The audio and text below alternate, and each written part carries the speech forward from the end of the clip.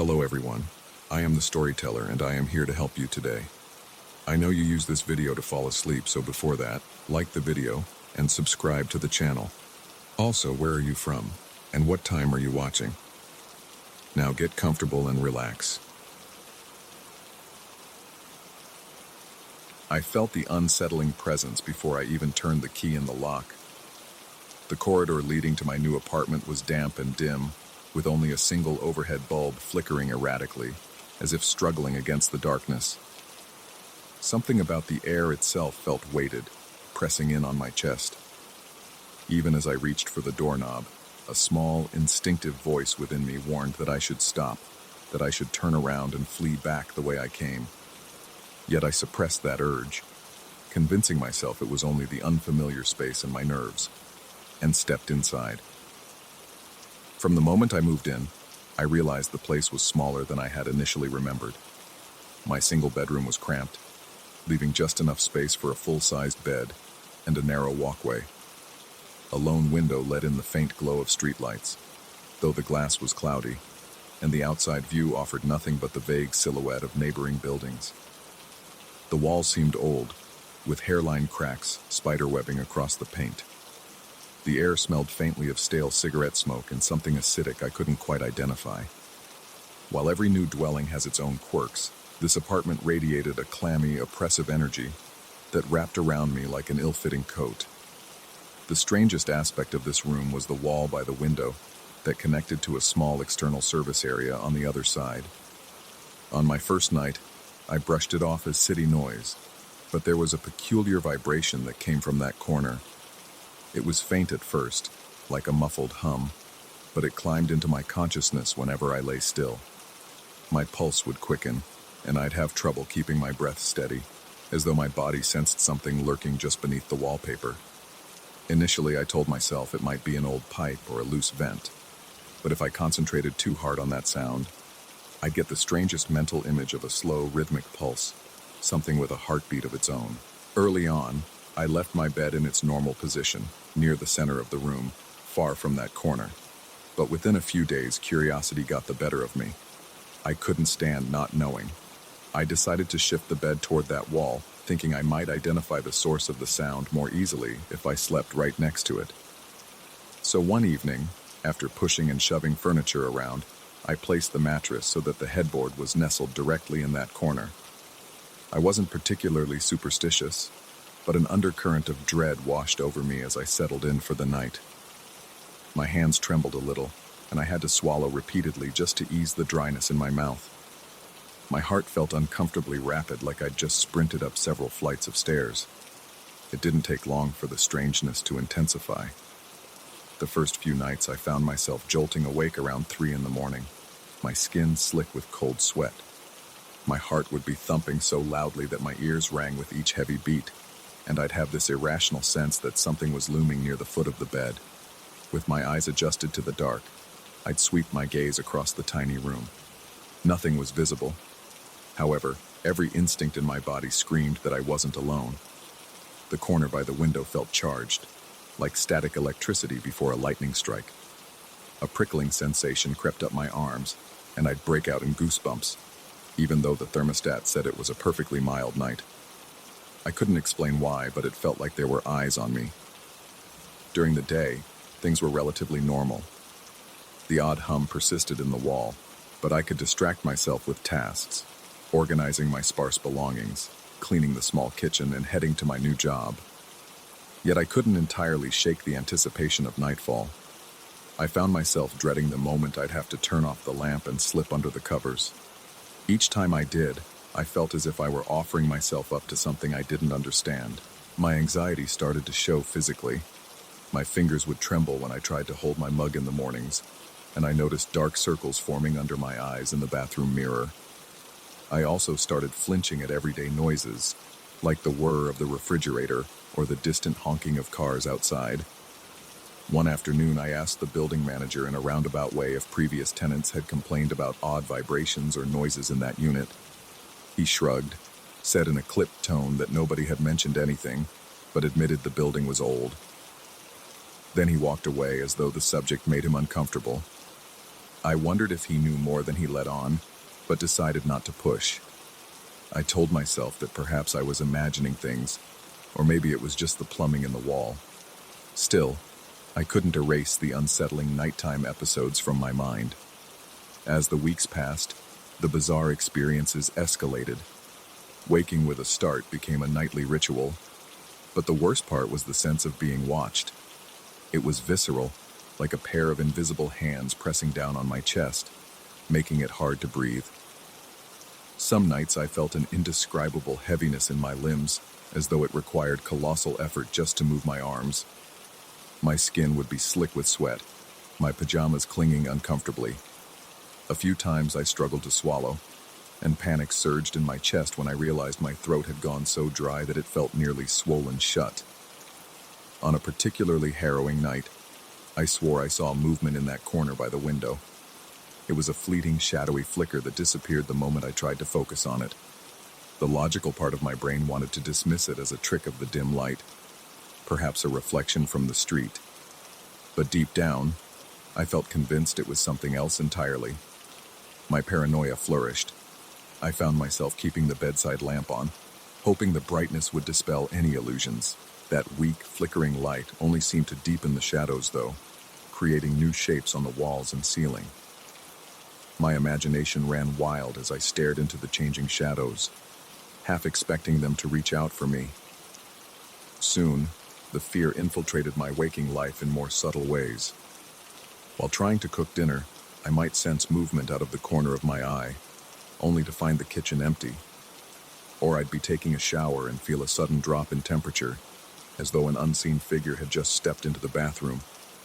My heart would race, and a hot flush of dread would creep over my cheeks.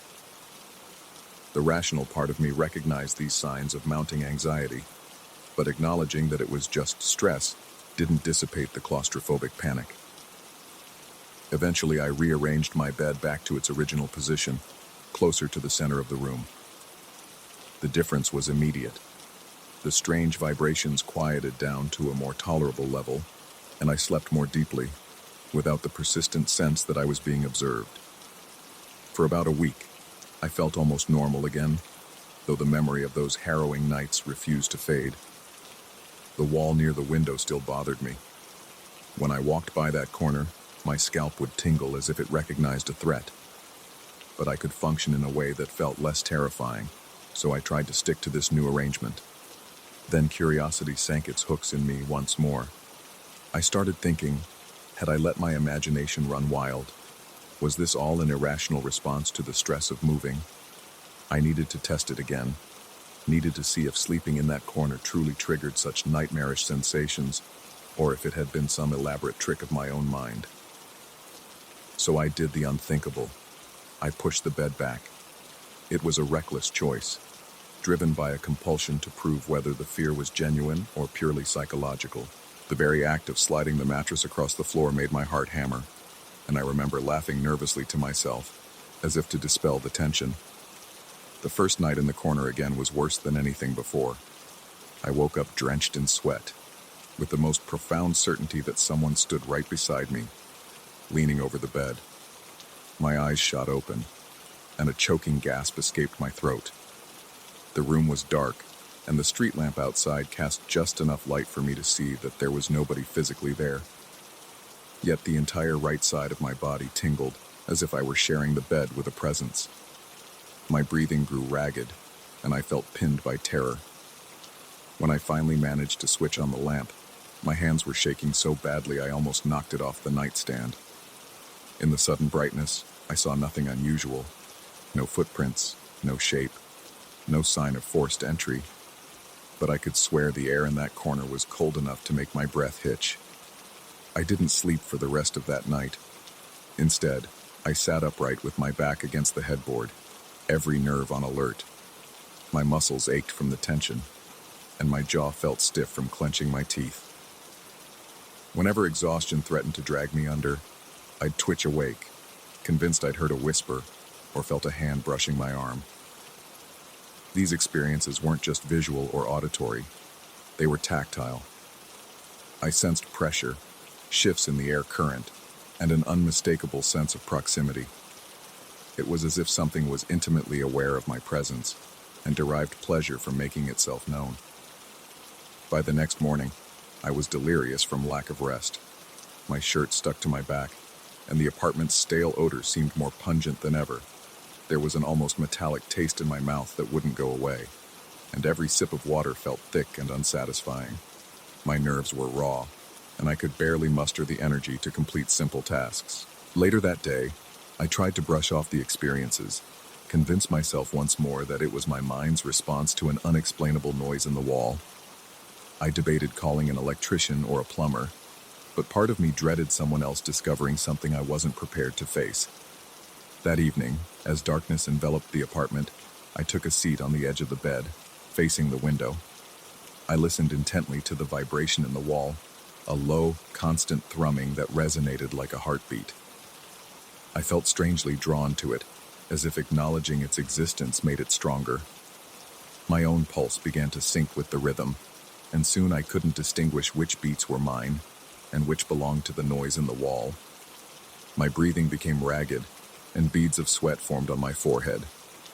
I had the strangest impression that if I reached out and touched that wall, it might respond like living flesh. That night, I experienced what I can only describe as a waking nightmare. I was half asleep, delirious from tension, when my vision blurred, and I could barely keep my eyes open. That's when I felt a shift in the mattress, a weight pressing down on the space beside me.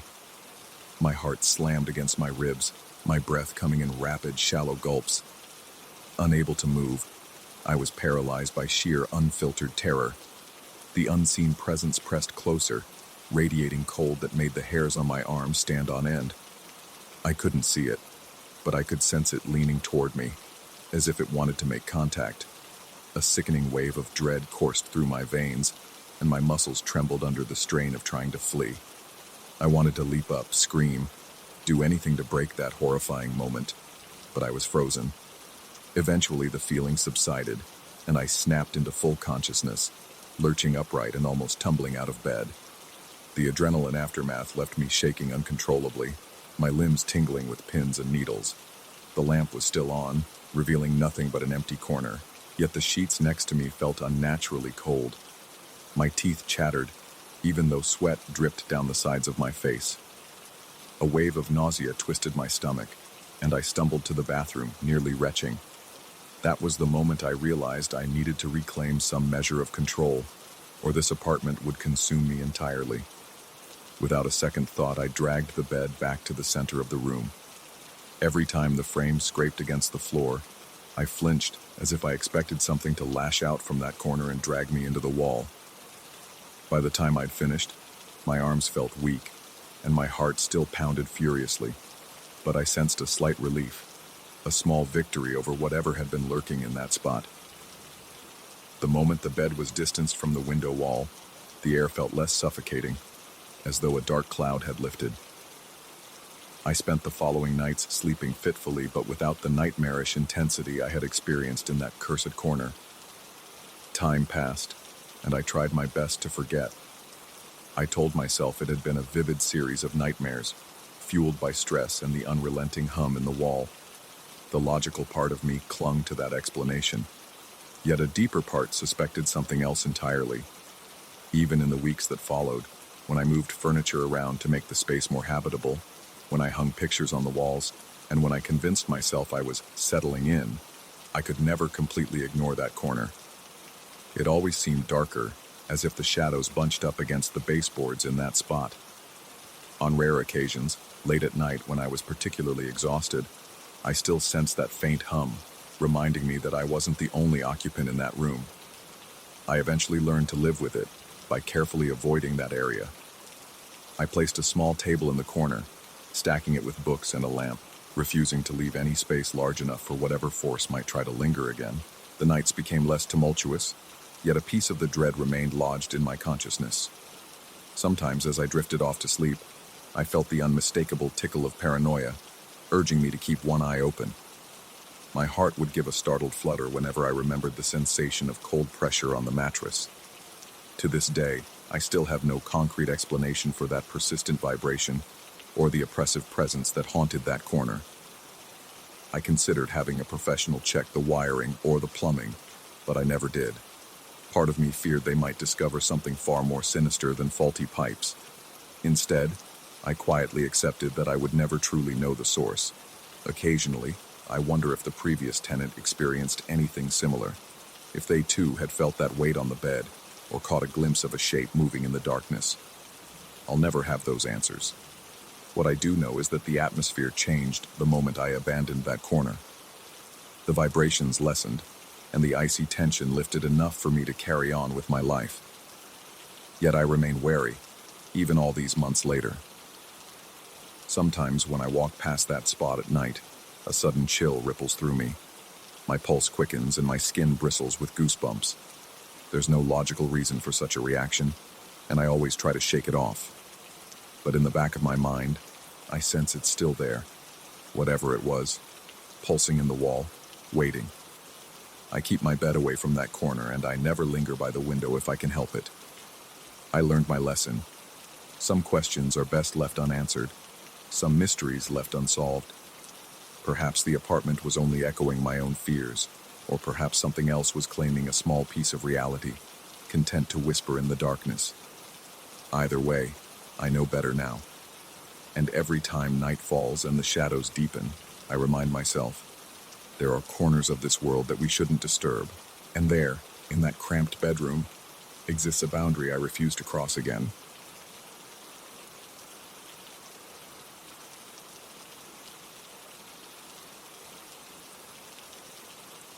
I remember the moment I first set foot in that house. The air felt heavier than normal, as if the walls themselves were holding their breath, waiting for me to do something, anything, to disturb their silence. A faint odor of damp wood and stale paint clung to the corridors, and the echo of my own footsteps sounded unnaturally loud. From the very beginning, I felt as though the structure were watching me with quiet, unsettling awareness. I was there to help my friend, Marcus, renovate the place he had recently inherited. It was a large old house in a quiet neighborhood, the kind of place that normally would have seemed charming. But there was something off about it that made my skin tighten. Even outside, standing on the driveway, I sensed I was being observed. I tried convincing myself it was nerves or just my imagination, but my heart rate was already accelerating before I even stepped inside. Marcus had started sanding down some of the aging walls in the living room. My task was to organize the garage, an unassuming rectangular space with a low ceiling and dim lighting. The single overhead bulb flickered occasionally, casting long shadows that seemed to move on their own. The moment I crossed the threshold from the kitchen into that garage, I felt the temperature drop. My breath got caught in my throat, and my skin prickled as though a frigid hand had pressed against the back of my neck. I paused, my entire body tensing in a mix of confusion and unease. The garage itself was cluttered with old boxes, furniture, and tools, most of it covered in a thick layer of dust and cobwebs. Dark corners seemed to swallow the light, creating pockets of shadow that made it difficult to see the full extent of the room. My instructions were simple: clear a path, gather anything salvageable, and set it aside. Still, I hesitated, realizing my palms had started to sweat even though the air felt cold. The first few minutes passed uneventfully. I moved some worn-out tarps off a rickety chair, stacked them near the door, and tried to ignore the persistent feeling that someone was standing just behind me. Every time I turned, I found only emptiness. My heart pounded a little faster each time this happened. The overhead bulb buzzed softly, then flickered again, momentarily plunging the garage into semi-darkness. My breath hitched, and I fumbled for my flashlight, which I had left perched on a nearby box. When the light returned, I noticed something I hadn't seen before: a tall, narrow cabinet jammed into the farthest corner of the garage, secured with a rusty padlock. The sight of that cabinet unsettled me. It looked older than everything else in the garage, its wood swollen with age and dampness. An unfamiliar sense of dread crept into my chest, making my heartbeat resonate in my ears. I could practically feel the pounding in my temples. I wiped a layer of dust off the cabinet's face. The padlock, once black, was now mottled with corrosion, its surface rough to the touch. Oddly enough, it wasn't fully latched. One little tug, and it popped open, landing in my hand with a clang that echoed in the confined space. At first, I expected to discover something bizarre or disturbing inside. The entire aura of that cabinet suggested a hidden secret, maybe old letters or photographs, possibly some relic from the previous owner's life. Instead, I found only a set of dirty, tattered rags thrown at the bottom. An instant wave of disappointment mixed with relief washed over me. I let out a shaky exhale and stepped back, feeling a little foolish for the anxiety that had built up in my chest. Yet at the very moment I turned away, a prickling sensation crawled up my spine. My eyes landed on the small window in the garage, cracked and covered with grime, but still reflective enough to catch movement. In that hazy reflection, I glimpsed a figure. It stood tall, motionless behind me, like a dark silhouette that had no place in the reality I recognized. My lungs seemed to freeze. My hands turned clammy. Adrenaline coursed through my body in a heartbeat. When I spun around with a surge of panic, the space behind me was empty. Silence pressed in from all sides, so profound it made the electrical hum of the bulb sound deafening. My knees felt weak, and cold sweat trickled down the back of my neck. My breathing came in shallow bursts that left my throat dry. I wanted to convince myself I had simply seen my own reflection distorted by the filthy window, or maybe just a trick of the dim light. But my senses insisted otherwise. I could still feel the lingering presence, as if someone had been standing there, breathing into the same stale air I was breathing. I stumbled back, nearly losing my balance. Without a second thought, I grabbed my flashlight, left the garage, and slammed the door behind me. When I reported to Marcus what had happened, he didn't look surprised. He told me, though more in a half-whisper than a casual statement, that he had always sensed something watching him whenever he had to enter that garage. He mentioned that he avoided doing any major work in there, preferring to keep the door shut. I felt the blood drain from my face, realizing his admission validated my own experience. My heart was still pounding. We continued the renovation work for a while, though every passing hour made me more reluctant to return to the garage. The mere thought of standing in that darkness, next to that cabinet, made my pulse quicken uncomfortably. Marcus eventually called a locksmith, wanting to remove any old locks or cabinets altogether, hoping to strip the garage of whatever atmosphere it seemed to harbor. Even the locksmith appeared uneasy. He barely spoke, finishing his job in record time before hurrying back to his truck. He had the practiced calm of someone who has seen strange things in many old houses, yet chooses not to ask questions. When he left, his footsteps sounded hurried, as if he wanted to escape something that lurked behind those peeling walls. Over the next 2 days, I tried to focus on the renovation tasks in the main part of the house. I patched holes in the hallway, replaced some broken tiles in the kitchen, and helped Marcus prime the living room walls. Yet my mind kept returning to that cabinet and to the reflection in the dirty window. Every so often I'd hear odd noises in the house, low creaks in the floorboards, distant tapping in the pipes, an occasional rustling as though something was being dragged across the attic floor above. These sounds seemed to intensify my anxiety, even though I knew old homes often groan and settle in ways that can spook the unaccustomed. The nights were worse. We decided to sleep in the house to tackle the work more efficiently. My first night there, I lay awake for hours, listening to the wind gust against the windows, rattling them in their frames.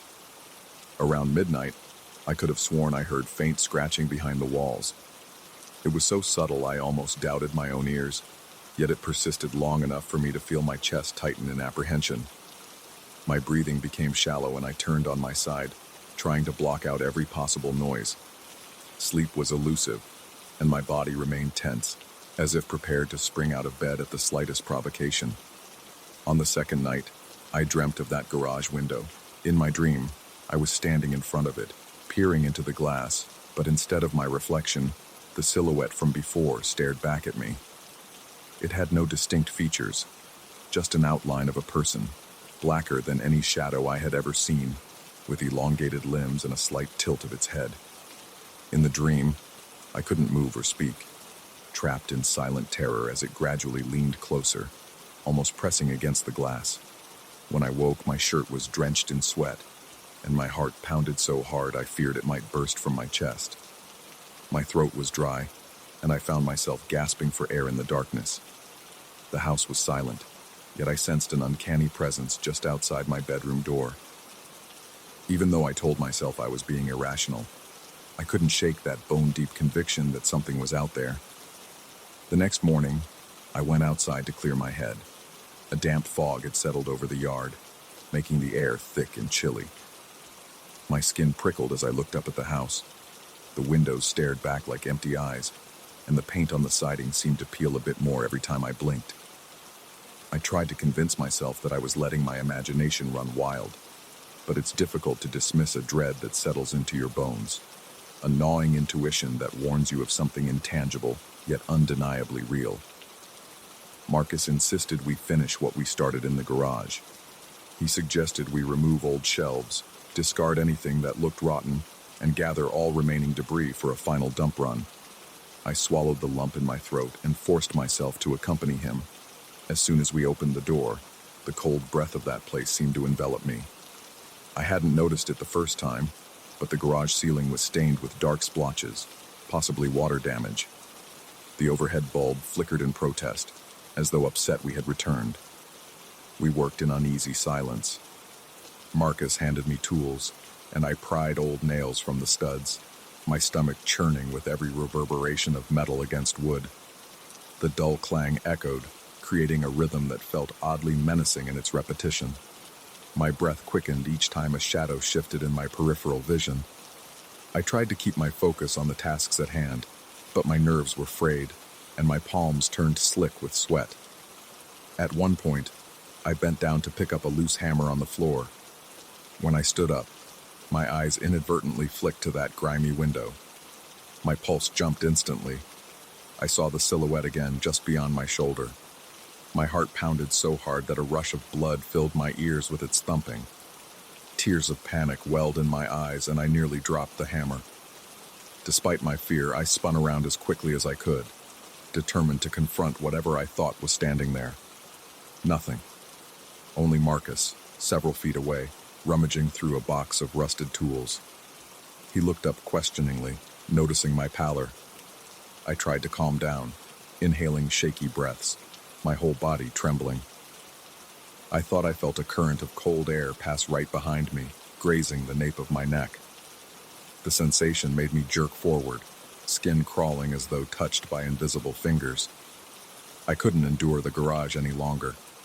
My rational mind was collapsing under the weight of unexplained sights and sensations. I told Marcus I needed to step out for a moment, not caring if I sounded weak or irrational. I emerged into the daylight, letting the sun warm my face and banish the chill that seemed lodged under my skin. My limbs were trembling, my breath ragged. I paced around the driveway, trying to shake the dread that had settled into my gut. Even outside, I felt exposed and vulnerable, as if the malevolent atmosphere of the garage could seep through walls and cracks to find me. Later that evening, Marcus confided that he'd been having trouble sleeping too. He admitted in a hushed tone that he felt constantly watched, and that the atmosphere in the house was starting to affect his concentration. He wondered if there might be some logical explanation, a draft causing the doors to rattle, or perhaps electrical issues causing the lights to flicker. Deep down, though, I knew he was as uneasy as I was, suspecting a presence we couldn't see or define. I resolved to gather any leftover materials from the garage as quickly as possible, determined to finish the job and be free of its dreadful aura. The final day of work arrived, and I steeled myself with a grim sense of purpose. Moving swiftly, I carried boxes and tools out of that garage, focusing on the repetitiveness of the action to keep my anxiety in check. My hands shook as I gripped each box, and I felt as if every nerve ending in my body had been set to high alert. The sense of oppression grew with every minute I spent in there. At one point I heard a faint whisper, too soft to make out words, but intense enough to rattle my composure. My chest tightened, and my breathing turned shallow. I glanced around the space, shining my flashlight into every corner, feeling my heartbeat slam against my ribcage. The shadows seemed to shift unnaturally, almost with a life of their own. melting away from the flashlight beam only to reappear behind me. By late afternoon, I had cleared most of the debris. All that remained was that ancient cabinet, now forcibly removed from its corner. It stood near the entrance, its doors ajar, revealing only emptiness inside. The locksmith had taken off the old lock days earlier, and I thought we would dispose of the entire piece of furniture. Yet something about it felt quietly menacing, as if removing it from its original spot had provoked whatever intangible force dwelled within. As I approached, my throat tightened, and I found myself sweating profusely. I could hear my ragged breaths, feel each pounding throb of my heart in my chest. Adrenaline surged, urging me to drop everything and flee. Still, I forced myself to place my hands on the cabinet's rough edges, intending to drag it toward the door. The wood felt ice-cold against my palms, sending a numbing chill through my fingers. My vision blurred for a moment, and I sensed movement to my left. I snapped my head in that direction, heart leaping into my throat. Nothing was there, but the impression of being surrounded by something malevolent only intensified. My breathing came in labored gasps. In the stale, suffocating air of that garage, I felt as though the walls were closing in, stifling any hope of rational thought. Summoning the last of my nerve, I yanked the cabinet across the cement floor. The scraping noise resonated in the enclosed space, amplifying my anxiety. Every second felt like an eternity. My muscles tensed, and my teeth clenched so hard my jaw started to ache. Finally, I managed to push the cabinet out onto the driveway, where Marcus helped me load it onto a pickup. He looked as pale and shaken as I felt. We agreed not to keep it, not to fix it, but to get rid of it entirely.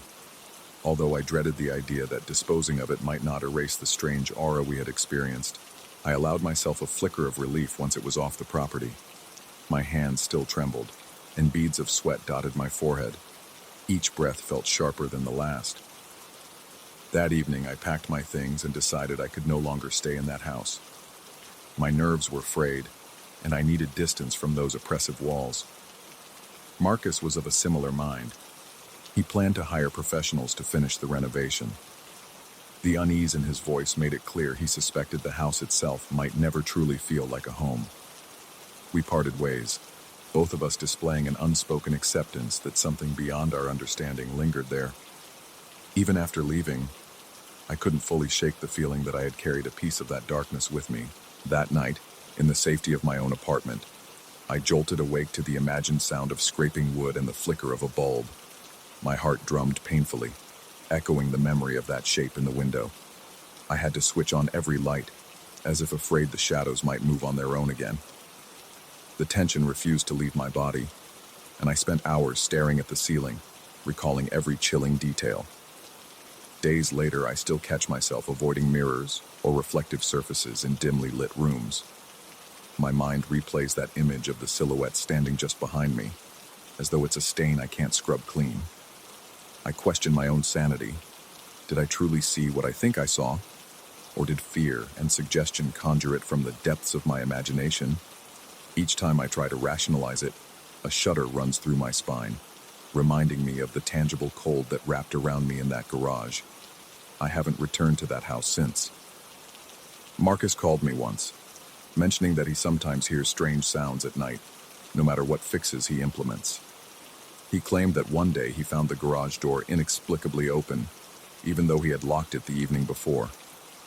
I told him to be cautious, my voice betraying the lingering paranoia that still gnawed at me. The memory of that cabinet, the silhouette, and the pervasive sense of being observed remain painfully vivid. Even though I escaped physically unharmed, a lingering tension still coils in my chest whenever I recall the stale air of that place. An insidious discomfort stays with me, a reminder that not all presences can be explained away by logic or reason. There are spaces in this world, corners of old houses, stretches of darkness behind locked doors, where something watches from the shadows, unseen but undeniably real. And sometimes, simply knowing it's there is enough to change everything.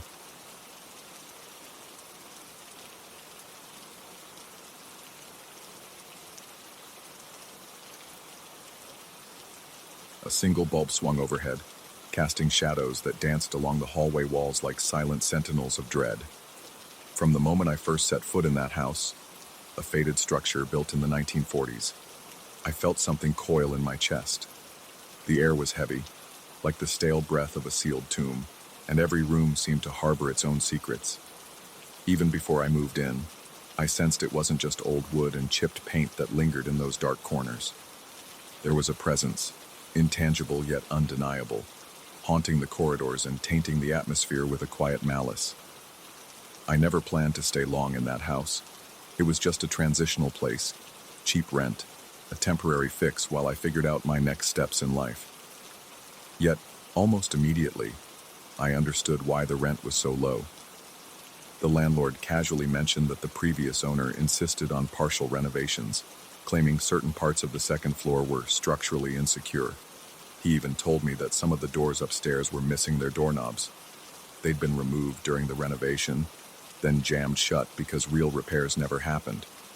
At the time, I dismissed it as a quaint quirk of an old home, not worth more than a shrug. My first night was quiet enough to lull me into a false sense of security.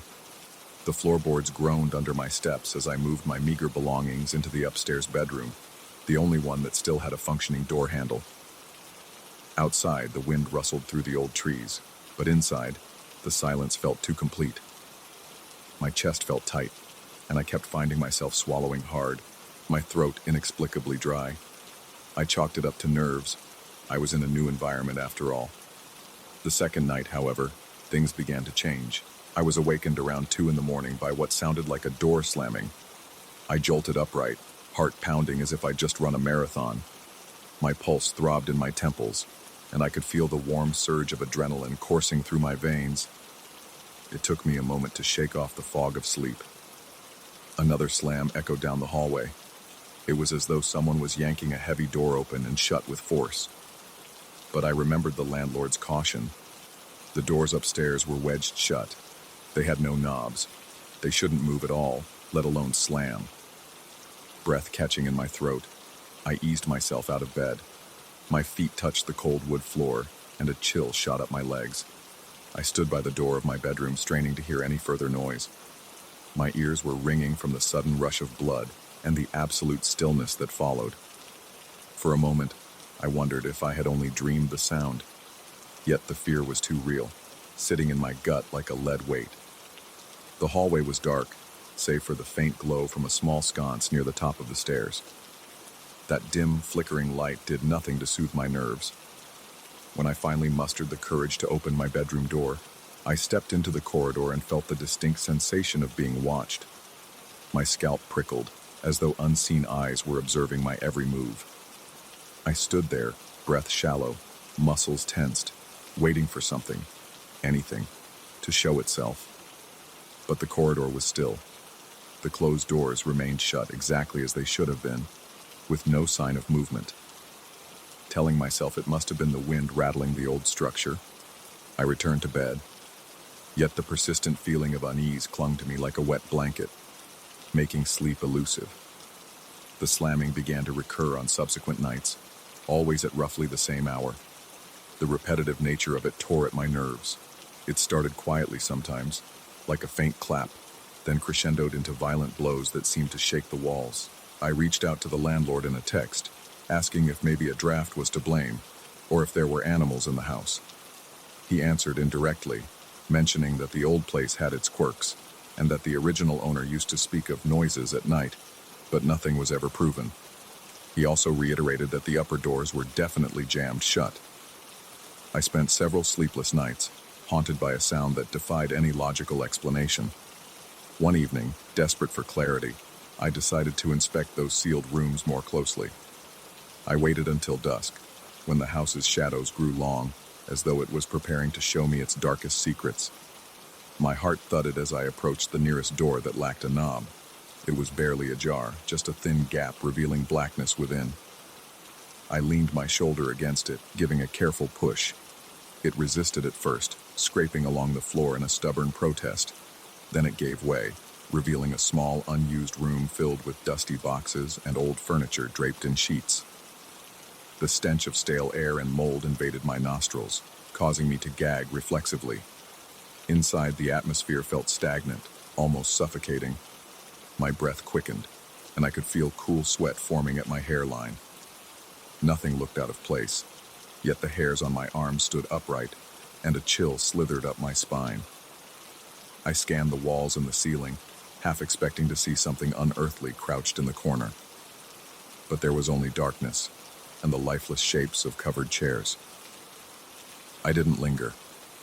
Slamming the door shut again, I felt a disconcerting jolt of resistance, as though something on the other side was pushing back. But the moment passed, and I fled down the hall, not daring to glance behind me. Over the following week, I became hyper-aware of every sound the house produced. Each creak of the floor, each sigh of the old beams, made my pulse spike. My sleep became shallow, peppered with bursts of wakefulness whenever I detected a shift in the silence. I started noticing small changes in the hallway each morning. A door slightly more open than before, or the sconce flickering at irregular intervals. I reminded myself that the windows might be letting in drafts, or that the electrical wiring was just ancient. Yet my nerves remained on edge, and I felt as though I was spiraling into paranoia. One particularly restless night, I lay in bed, heart pounding, when the slamming returned with renewed intensity. I could feel the vibrations through the mattress, like distant thunder shaking the ground. My skin prickled, and my breath came in short, ragged gasps. Summoning every shred of courage, I grabbed a flashlight and dashed into the hallway. The corridor felt colder than usual, as if an arctic wind had found its way inside. My teeth chattered involuntarily. I followed the sound to one of the sealed doors at the far end. It appeared slightly open, although I knew for a fact I had wedged it shut earlier in the day. I inched closer. My legs trembled, and my stomach twisted into a knot. The door shuddered, moving back and forth as though caught in a violent gust. But there was no wind, no draft. The corridor was enclosed, the windows locked. My hand shook so hard that the flashlight's beam wavered across the walls like a frantic pulse. Mustering the nerve to peek through the gap, I caught sight of movement within. A shadow, tall and distorted, slid across the room's interior wall. I jerked back, heart pounding so fiercely I could hear it in my ears. My hand gripped the door, but an icy force seemed to push it wider, revealing more darkness within. A dull throb filled my head, and my breathing became shallow, each inhale a struggle against the suffocating dread. I swung the flashlight beam inside, but it illuminated only the same old furniture and a boarded-up window. The shadow, if it was even real, had vanished. Yet I couldn't shake the tangible fear that something was in that room with me. The air felt charged, as though an electric current rippled just out of sight. Desperately, I yanked the door shut, jamming it so hard that the hinges squealed. Then I ran back to my bedroom, slamming my own door and pressing my back against it, chest heaving, heart pounding against my ribs. The following days felt like an eternity. I found myself double-checking all the doors each night, placing makeshift wedges beneath them, hoping to keep them sealed. Sleep became a luxury. My eyes grew bloodshot from exhaustion, and my mind wandered into dark corners, conjuring images of impossible shapes lurking behind the walls. My dreams, when I managed to doze off, were filled with spinning corridors and doorways leading to endless black voids. I'd wake up drenched in sweat, my heart thrashing against my ribcage, convinced that something had been hovering over me in the darkness. I tried mentioning these incidents to a friend over the phone, speaking in hushed, urgent tones. They suggested it might be stress, that perhaps my imagination was running wild in an unfamiliar place. I almost believed them until the night I saw one of those doorways wide open. I was heading downstairs for a glass of water, fighting the dryness in my throat, when I noticed the corridor seemed off. The sconce flickered, and I realized that the farthest door, one I had blocked carefully, stood ajar by nearly a foot. My legs turned to jelly, and every hair on my body stood on end. For a minute I stood there frozen, thoughts tumbling over one another in sheer terror. I crept toward it, compelled by a mix of dread and a twisted need to confirm my own sanity. I tried to rationalize what I was seeing. Perhaps the wedge slipped, or maybe I had done a poor job securing it. But deep down, I felt that heavy, smothering presence again, as though something intangible was staring right back at me from the darkness within. The silence stretched out, thick as tar, pressing against my eardrums.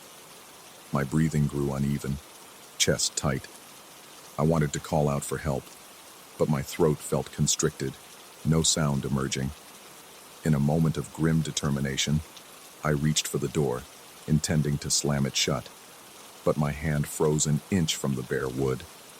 An overpowering chill seeped through the gap, like a wave of frigid air emanating from the room. My flashlight, trembling in my other hand, barely penetrated the gloom. Then, a faint sound reached my ears, a kind of scraping or sliding, as though something heavy was being dragged along the floor. My scalp prickled, and I found myself taking a step back, primal fear coursing through every nerve. I told myself I couldn't live like this. With my pulse racing, I retreated to my bedroom, locked the door, and spent the remainder of the night cowering in the corner, flashlight aimed at the threshold. The house remained eerily silent until dawn, as though mocking me with the knowledge that daylight offered no real protection. I realized I needed to confront this, or I'd lose my mind entirely. Determined to put an end to it, I planned a final, thorough inspection of every sealed room by daylight. Armed with a crowbar and an unwavering resolve not to back down, I marched to the first room. My heart hammered in my chest, but I forced myself to pry the door fully open. Dust motes spiraled in the dull glow of morning. Inside, aside from old boxes and a battered dresser, there was nothing. I moved on to the next door, repeating the process, finding similarly mundane contents. Yet the atmosphere remained oppressive, suffused with a silent hostility I couldn't define. Finally, I arrived at the last room, the one where I had seen that flicker of movement. Its door groaned in protest, as if reluctant to reveal its secrets. Inside, I found an empty space, no furniture, just a cracked wall and a boarded-up window. The floorboards bore marks, scratches perhaps from some heavy object being dragged across them. My breath caught, and a wave of nausea rocked me as I realized these scratches looked fresh. A sudden chill coursed through the room. My knees went weak, and I gripped the crowbar for support. I felt that charged presence again, suffocating in its intensity. The walls seemed to press in around me. I could almost hear a faint hum, like the static of an old TV. In that moment, I felt an inexplicable compulsion to leave, as though staying any longer would snap the final thread of my sanity. I staggered back into the hallway, slamming the door behind me with a force that sent dust showering from the ceiling. Enough was enough. My body trembled from the adrenaline. My vision blurred with tears of frustration and dread. Without a second thought, I gathered what possessions I could carry immediately and left the house. As I fumbled with the keys in the lock, I imagined I heard the faintest of creaks from upstairs, as if a door was swinging open on its own. I refused to look back. Over the next few days, I made arrangements to relocate. I contacted the landlord, explained in measured, indirect words that I was leaving. I hinted at the disturbances, making no mention of the ominous presence, but he seemed unsurprised, almost resigned. After I transferred to a new place, I had recurring nightmares for weeks. Visions of those doorknobless thresholds gaping open, a cold wind whispering across the floor, beckoning me to return. Even far away, the memory of that house weighed on me, gnawing at my nerves whenever silence stretched too long.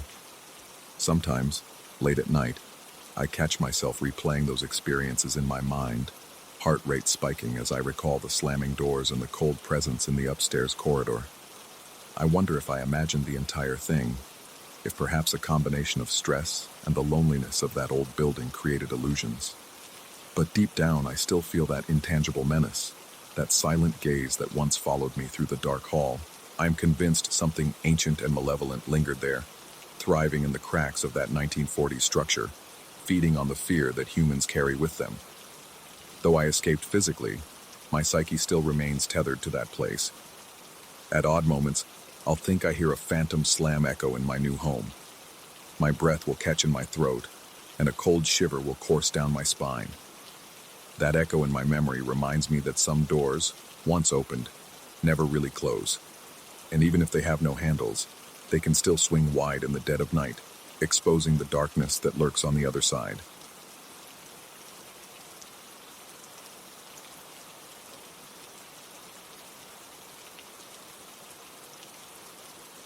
I awoke on the first night with my heart pounding so fiercely that it seemed to shake my entire chest. Darkness choked the room, and for an instant, I had no idea where I was or why my skin felt icy against the sheets. My thoughts scrambled until I remembered. I was in an old hotel, tucked away in a region famous for its preserved 19th century architecture. The air tasted stale, as though the walls had witnessed countless secrets they refused to relinquish. That feeling of something pressing in on me from every angle, an unshakable heaviness, clung to me like a damp fog. There was no comfort in that gloom, only the sharp sting of unease that scuttled along my spine. I had come here on business, expecting a few nights in relative isolation so I could focus on my tasks without the usual city chaos. The building's exterior had the kind of grandeur you might see in antique postcards: elaborate stone masonry, tall windows with carved frames, and a wrought iron balcony attached to what would be my room. From the outside, I found it charming in a haunted sort of way. By the time I stepped into the lobby, though, I sensed that the old charm carried a weight, something beyond simple age. High ceilings with fading frescoes towered above a check-in counter. There was a hush in the place, an odd hush that every footstep seemed to amplify rather than break. The receptionist looked pleasantly tired, as though part of her had grown accustomed to existing in half-light. I barely remember our initial exchange, only that she directed me down a very long corridor to the last room on the left. My shoes tapped against warped floorboards, and the hallway itself felt narrower than it should, as if the walls were angled just so. Each step toward that final door brought a growing sense of reluctance, but I dismissed it as simple travel fatigue. Once inside, I tossed my suitcase on the floor, clicked on a table lamp, and saw the double doors leading to the balcony. The wood was deeply scratched near the doorknobs, and the glass panes rattled when I tested the handle. Beyond it, a sliver of the night sky revealed itself. I didn't dare step outside just yet. Something about that balcony, with its rusted metal railing, gave me a chill I couldn't rationalize. Still, I was exhausted. The bed creaked as I sat down, the mattress much softer than I expected. My limbs felt impossibly heavy, and I told myself to ignore the creeping apprehension.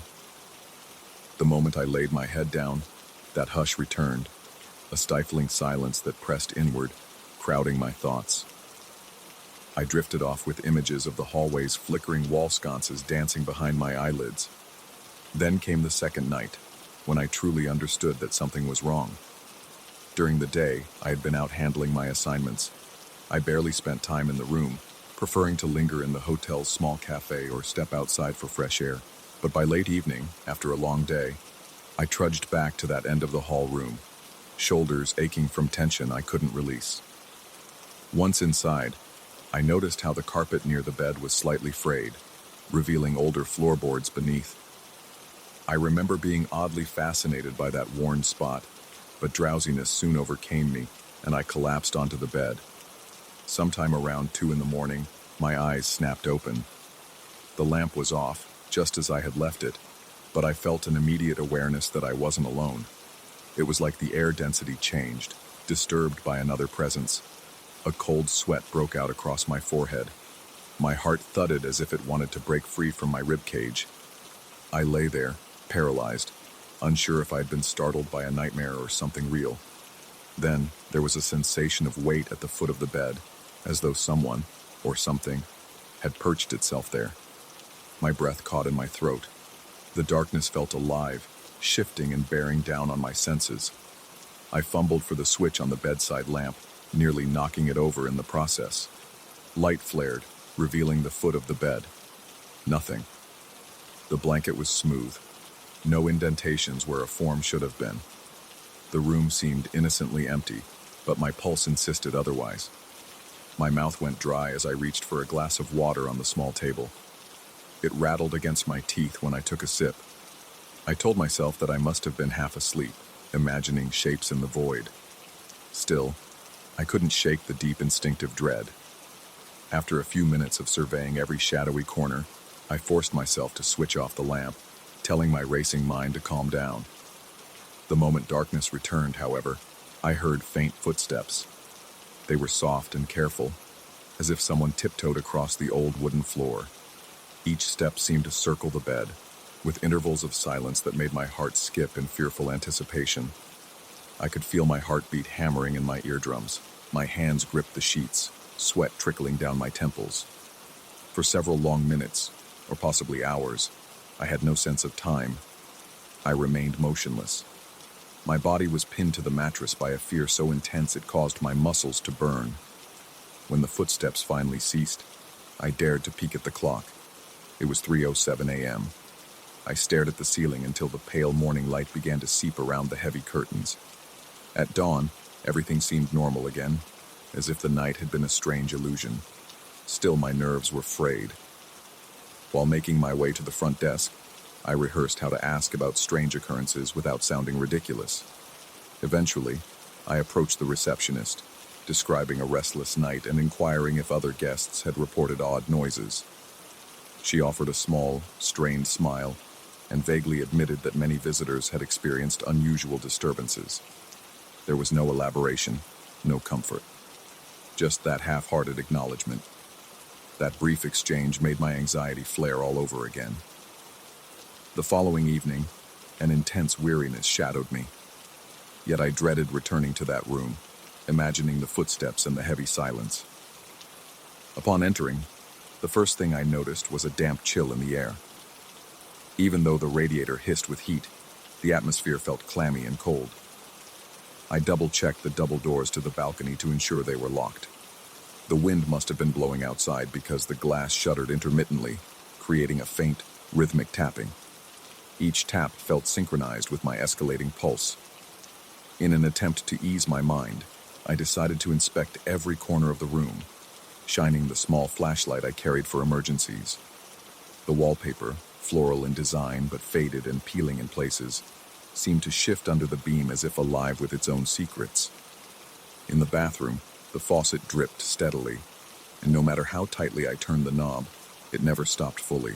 I felt like I was part of an endless cycle of ominous sights and sounds, dripping water, tapping glass, creaking floorboards. All the while, my sense of being watched never dissipated. When it was finally time to try sleeping, my muscles felt too tense to allow me any rest. I found myself lying awake, fixated on the patterns of shadows cast by the streetlight outside. Those shadows swayed across the wall in shapes that my fear-twisted mind interpreted as looming figures. Eventually, exhaustion claimed me, and I slipped into a tormented half-sleep. I dreamed of the corridor outside. In this unsettling vision, the hallway elongated, with the walls closing in, and I felt pinned in place. I couldn't breathe, just stare at the old patterned carpet that seemed to undulate beneath my feet. A sudden gust of wind rattled the balcony doors, jolting me awake again. My eyes darted around, adjusting to the darkness. This time, an overpowering sense of dread consumed me before I even heard anything. Sure enough, the faintest shuffle of steps began, a deliberate tread that circled me in a nauseatingly slow orbit. There was a persistent scraping sound too, like a chair being dragged lightly across the floor, but the direction was impossible to pinpoint. I clenched my teeth against the urge to shout, knowing that my voice might only feed my terror. My entire body trembled, and chills coursed down my spine, leaving goosebumps along my arms. By the time morning arrived, I had barely slept. Determined to escape the suffocating atmosphere, I wandered the streets for hours during the day.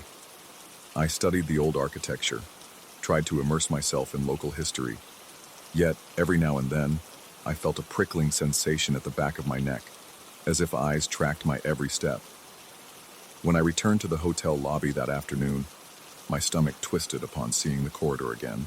The wallpaper's colors seemed duller, the corners darker, and the lights overhead flickered as I passed beneath them. On the fourth night, the tension reached an unbearable peak. I lay in bed, fully clothed, too anxious to fall asleep. I heard the radiator groan and hiss in the corner. For a while, it was just that mechanical hum and the occasional drip from the bathroom. Then, around the same time as always, just after 2 in the morning, I felt a sudden plunge in temperature. My breath came out in ragged puffs. The foot of the bed sank under a weight again, but this time it moved toward me. It was as if a presence crawled across the mattress, compressing the springs one by one. My heart hammered so violently that I feared it would burst. Sweat soaked my shirt. Too terrified to open my eyes, I tried to focus on controlling my breathing, but I could practically hear my pulse in my ears. Then a soft gust of air brushed against my face, as if someone hovered inches away. My breath caught in my throat again. I forced my eyes open, only to see a vague shape blocking my view of the opposite wall. The outline was indistinct, but it felt undeniably human, crouched at my bedside. My stomach clenched, and an icy jolt of pure panic coursed through me. In a desperate surge of adrenaline, I lunged for the lamp. By the time the light flicked on, there was nothing.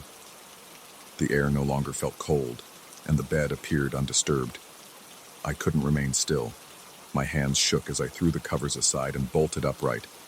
The entire room seemed to spin, and I felt on the edge of fainting. The reflection in the mirror above the dresser looked foreign. A man drenched in sweat, eyes wide with fear. I dared to glance at the balcony doors. The curtains were drawn, but a sliver of moonlight cut through a gap, illuminating the rug by the doors. Something glimmered there, like faint footprints outlined by silver beams. I blinked repeatedly, and the footprints vanished as though never there. At dawn, after packing my bag with trembling fingers, I went downstairs and stated I needed to check out early. The receptionist looked at me with understanding, yet her expression betrayed no surprise. In indirect words, she mentioned how guests who chose that room often left sooner than intended. She implied there were numerous accounts of visitors hearing voices, footsteps, or witnessing strange apparitions. I noticed her gaze drifting to the old ledger behind the counter, its pages yellowed from age. My stomach sank at the thought of how many had endured the same harrowing nights. To calm myself before leaving, I visited the dining area for one last cup of coffee. A musty scent hovered in the air, the antique chairs and worn carpeting exuding their decades of silent burden. I couldn't help imagining phantoms in the corners, or the presence of a restless entity that had latched onto me.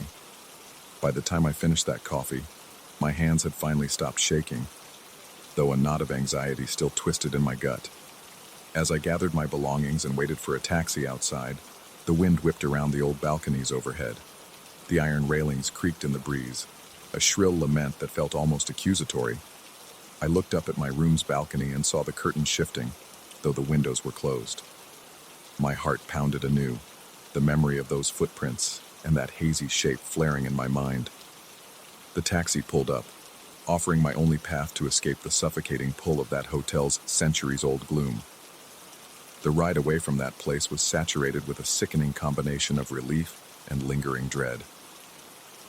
Every time I closed my eyes, I saw that shapeless figure leaning over the edge of the bed. Every time the car hit a small bump, my stomach lurched, as if gravity were punishing me for what I'd witnessed. In the depths of my mind, I wondered whether I'd unwittingly carried something away with me, a residue of fear that would never fully wash off. Back in my own apartment later that day, I unpacked my clothes, trying to move on as though all of it were a bad dream. Yet the memory clung, the oppressive silence, the creeping footsteps, the intangible weight that pressed down on me in the dead of night. Whenever I drifted to sleep in my own bed, I half expected to feel that same presence returning, placing itself at the foot of my blankets and breathing softly against my skin. My body tensed just from imagining it. I found myself checking for shadows beneath the door, leaving my lamp on well into the small hours of morning. For days, I lived in a state of restless anticipation, as though I were waiting for an encore of that experience. A small part of me questioned whether I had merely fallen victim to exhaustion and a suggestible mind. But the more I tried to rationalize it, the more vivid the recollections became. The dragging steps, the temperature dropping like a sudden wintry gust, the sensation of being watched intently from the darkest corner of the room. Even now, whenever I think about that old hotel with its looming presence and its labyrinth of corridors, my heart beats faster, and the hair on my arms rises. There is a weight attached to the memory, as if that place has stitched itself into my psyche. No matter how I try to bury it beneath work or everyday routines, the memory surfaces in my nightmares, a constant reminder that some corners of this world harbor energies we cannot fully explain. I didn't leave that place with physical scars, but the psychological impact lingers like a bruise on my spirit. Sometimes I question my sanity. Did I hallucinate those footsteps, conjure them from my own anxieties? Or did something truly linger in that room, something eager to make its presence known to those who sleep in the last room at the end of the corridor?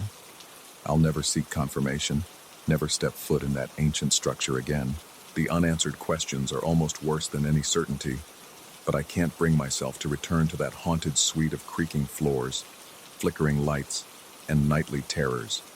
It's enough to know that even in the daylight, safe in my own home, I can't fully convince myself it wasn't real. That oppressive hush, that invisible weight, those faint circling steps, they remain embedded in my consciousness, a testament to the unsettling truth that some places never let you go.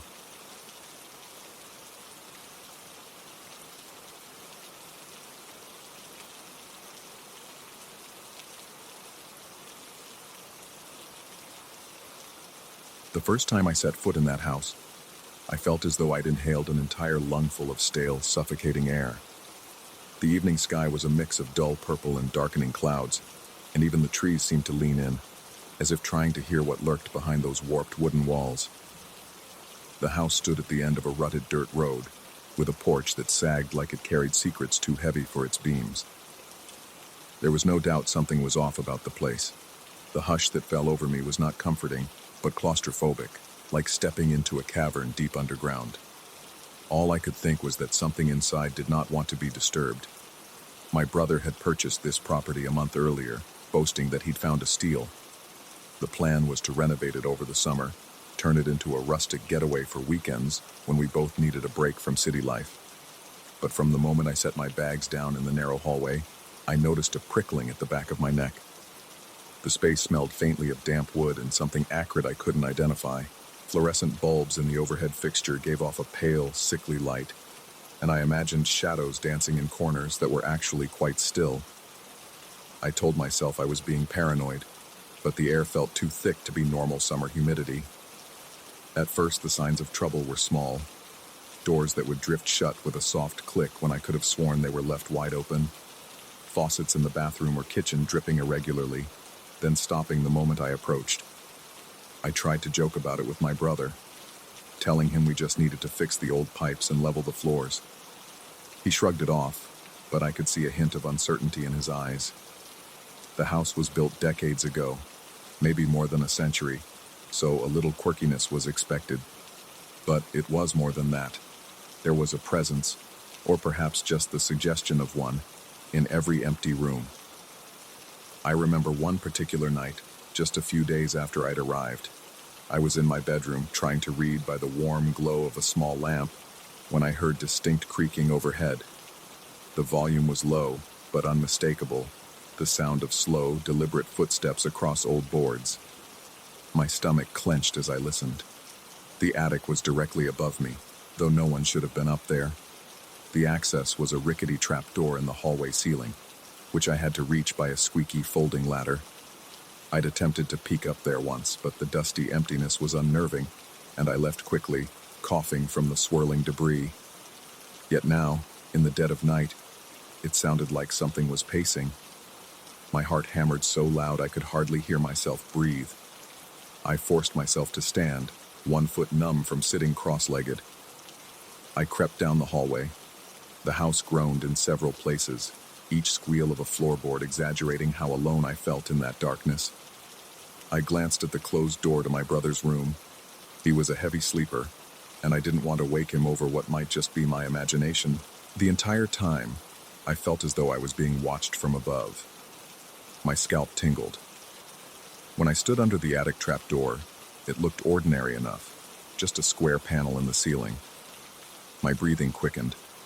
An awful scenario played in my head. Something leaning down, waiting. I told myself it was ridiculous. Nobody was actually there. So I took a breath, exhaled, and reached for the folding ladder.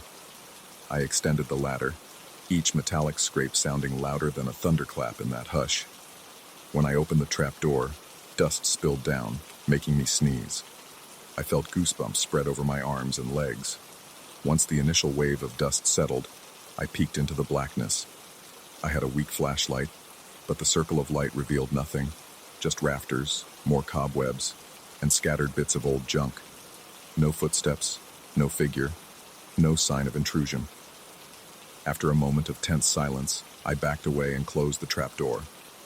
The attic didn't feel like a place meant for people to linger, and I was eager to leave it alone. Things only became stranger. My brother, who had mostly dismissed my nervousness, started to notice anomalies of his own. He mentioned hearing low thuds in the walls, like something shifting inside the structure. He thought maybe squirrels or rats were making nests, but found no evidence of droppings or gnaw marks. Some nights he'd be in the living room trying to watch old DVDs for lack of a decent TV signal and claim he could see movement from the corner of his eye, shadows flitting across the hallway. Whenever he turned, there'd be nothing. He'd mutter about it, then shake his head, uncertain if he was just worn out from the constant renovation work. I tried to keep myself busy during the day, rearranging furniture and helping with small repairs, but that nagging sense of being watched never quite disappeared. Every so often, a cold spike of fear would stab through my gut, for no apparent reason. I'd spin around, half expecting to catch someone peering in from outside, but the windows always revealed the same rolling fields and distant tree line. In the afternoon, sunlight flooded through the windows and the house felt almost normal. Yet come evening, the corridors darkened, and the atmosphere turned oppressive again. The worst part was that attic.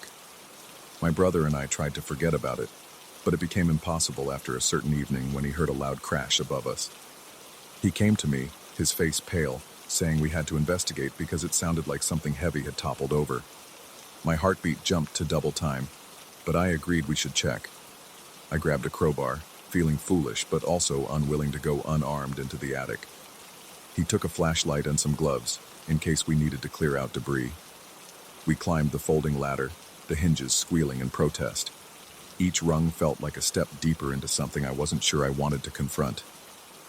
The attic reeked of musty insulation, and the dust floated around us in strange, shimmering clouds whenever our flashlight beams cut through the shadows.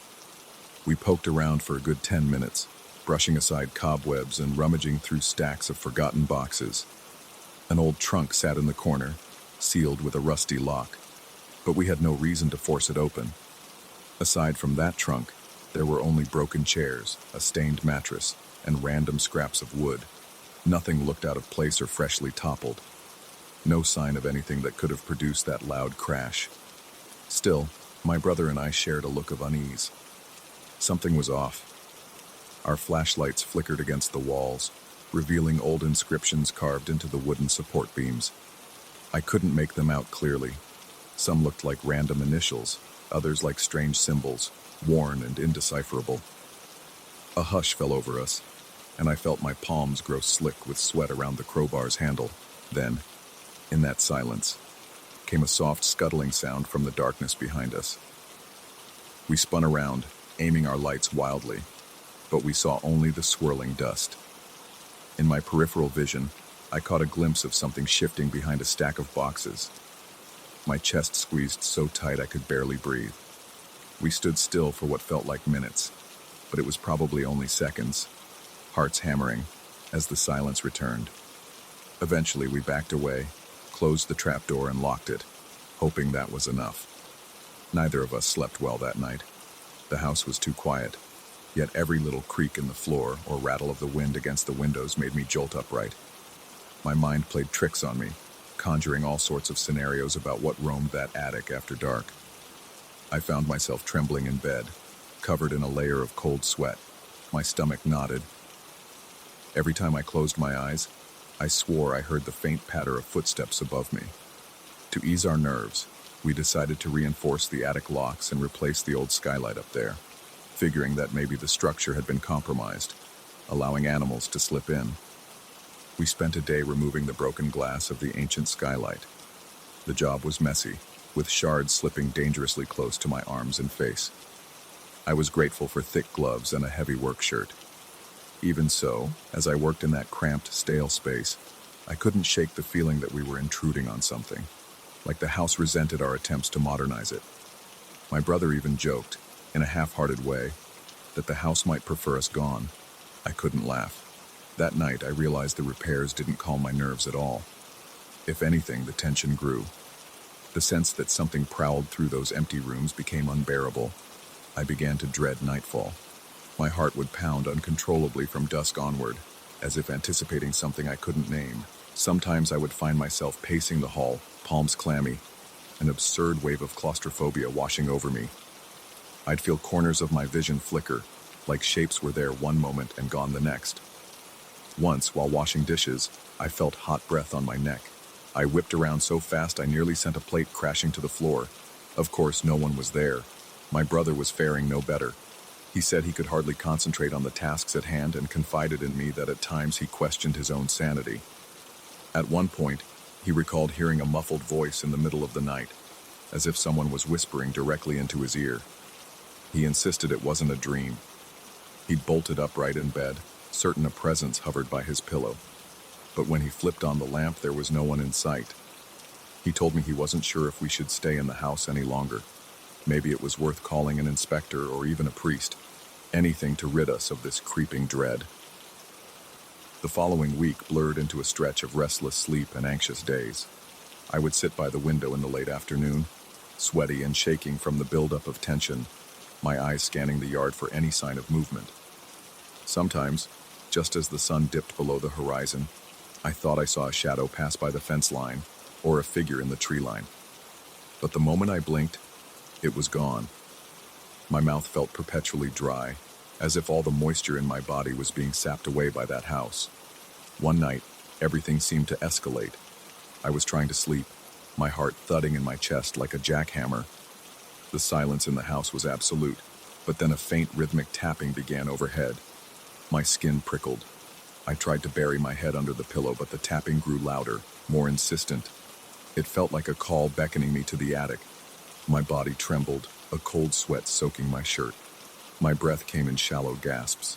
I told myself not to go up there, that it was better to ignore it. But that incessant tapping wouldn't let me rest. Finally, I couldn't take it anymore and got out of bed. I silently approached the hallway, noticing that every hair on my arm stood on end. The darkness felt alive, pressing against me from all sides.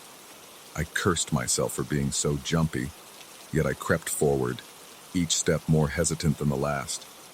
When I stood beneath the attic trapdoor, I felt the air shift, like a sudden drop in temperature. My breath came out in frosty puffs, and I realized the hallway had become inexplicably cold. The tapping continued for a moment, then stopped altogether, as if it sensed my presence. I reached for the ladder latch and pulled it down. The metal rungs unfolded, squeaking as usual. My heart hammered so fiercely I could hear my pulse pounding in my ears. As I placed a foot on the first rung, my stomach churned, warning me not to do it. But I climbed anyway, my legs trembling with every step. I felt drenched in sweat despite the chill. My flashlight flickered when I clicked it on, the beam jittering across dusty beams and boxes. The attic was suffocatingly quiet. As I scanned the space, I noticed something new. Near the far corner by that old trunk, the floorboards were covered in strange white markings, almost like chalk outlines. They formed a disjointed circle, or maybe multiple overlapping circles. My flashlight cut out briefly, plunging me into darkness. My throat went dry, fear lancing through my entire body. Then the light flicked back on, as if responding to my panic, and I saw that the lines extended across the floor, creeping onto the walls in archaic shapes. I felt an overwhelming sense of dread. My vision swam as if I was on the edge of fainting. In my mind, I could almost sense a presence coiled there, intangible but potent, filling the attic with a near physical weight. My breathing became shallow, and I felt as though the air pressed against my chest, making it difficult to inhale. I took a step back, nearly tripping over a loose board. That was when a noise shattered the silence. A raspy sound like a faint exhale of breath right beside my ear. I froze, paralyzed by terror, sweat trickling down my temple. My legs threatened to buckle beneath me, but I forced myself to move, stumbling toward the ladder. As soon as I reached the opening, I heard something scrape across the floor behind me, like a box being dragged. I didn't dare look back. I descended so fast I nearly missed a rung. When I hit the hallway floor, I slammed the trapdoor shut, heart pounding violently. My hand shook as I locked it, as if that flimsy mechanism could possibly keep whatever lurked up there away from me. After that, I retreated to my bedroom, pressing my back against the door, mind racing with the horrific possibilities of what was in that attic. The next day, my brother found me bleary-eyed and on edge. He asked if I had heard anything last night, looking just as tired as I was. I explained in a halting voice what I'd seen, though I minimized the more outrageous details, afraid he'd think I was losing my mind. But he said he believed me. He'd woken in the early hours feeling like something was pressing down on his chest, as though the air itself had become a crushing weight. That sealed our decision. We needed to leave. It wasn't rational to stay any longer in a place that was unraveling our sanity. We spent the afternoon packing our things, each of us glancing at the attic trapdoor as we moved through the hallway. The sense of being watched was constant, my shoulders prickling with tension every time we passed underneath that hidden space. I carried boxes to the car, feeling no shame in rushing, my breath shallow with each trip. The house seemed more oppressive than ever, its wooden bones groaning in protest, as if it knew we intended to abandon it. Even the shadows in the living room appeared to flicker and stretch across the walls, chasing us out. By late afternoon, the car was loaded, and we got ready to drive off. Before climbing into the passenger seat, I took one last look at the house. The porch seemed to droop even more, and the windows were dark, reminding me of vacant eyes. I felt a chill ripple down my spine, and my heartbeat quickened once again. The air tasted sharp and metallic, a final warning from that place. As we backed away, I couldn't shake the sensation that something watched from the attic skylight, hidden behind the dusty glass we had installed, resentful of our trespass. We left that remote property behind, but the unease remains with me to this day. Sometimes, when I close my eyes, I still hear those faint footsteps over my head, the tapping that escalates into something sinister.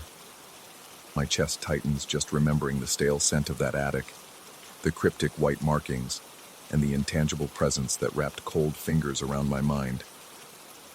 Even in the comfort of my own apartment back in the city, I find myself glancing at the ceiling at odd hours, unable to banish the thought that maybe it followed me home. I never learned the full story of that house, or why it felt like something in the attic didn't want to be disturbed. Perhaps it was a manifestation of the house's history, etched into the wood and dust. Or maybe my brother and I both succumbed to a kind of shared hysteria brought on by isolation and stress. But deep down, I suspect some secrets are meant to remain hidden, confined to forgotten corners where sensible people dare not tread. I don't plan on returning to that place, and honestly, I'm not sure I'd have the courage, even if I wanted to. The memory of that attic is enough to raise goosebumps on my arms, and a faint echo of dread lingers whenever I think about what still dwells there, pacing in the darkness, waiting for the next unsuspecting soul to break its solitude.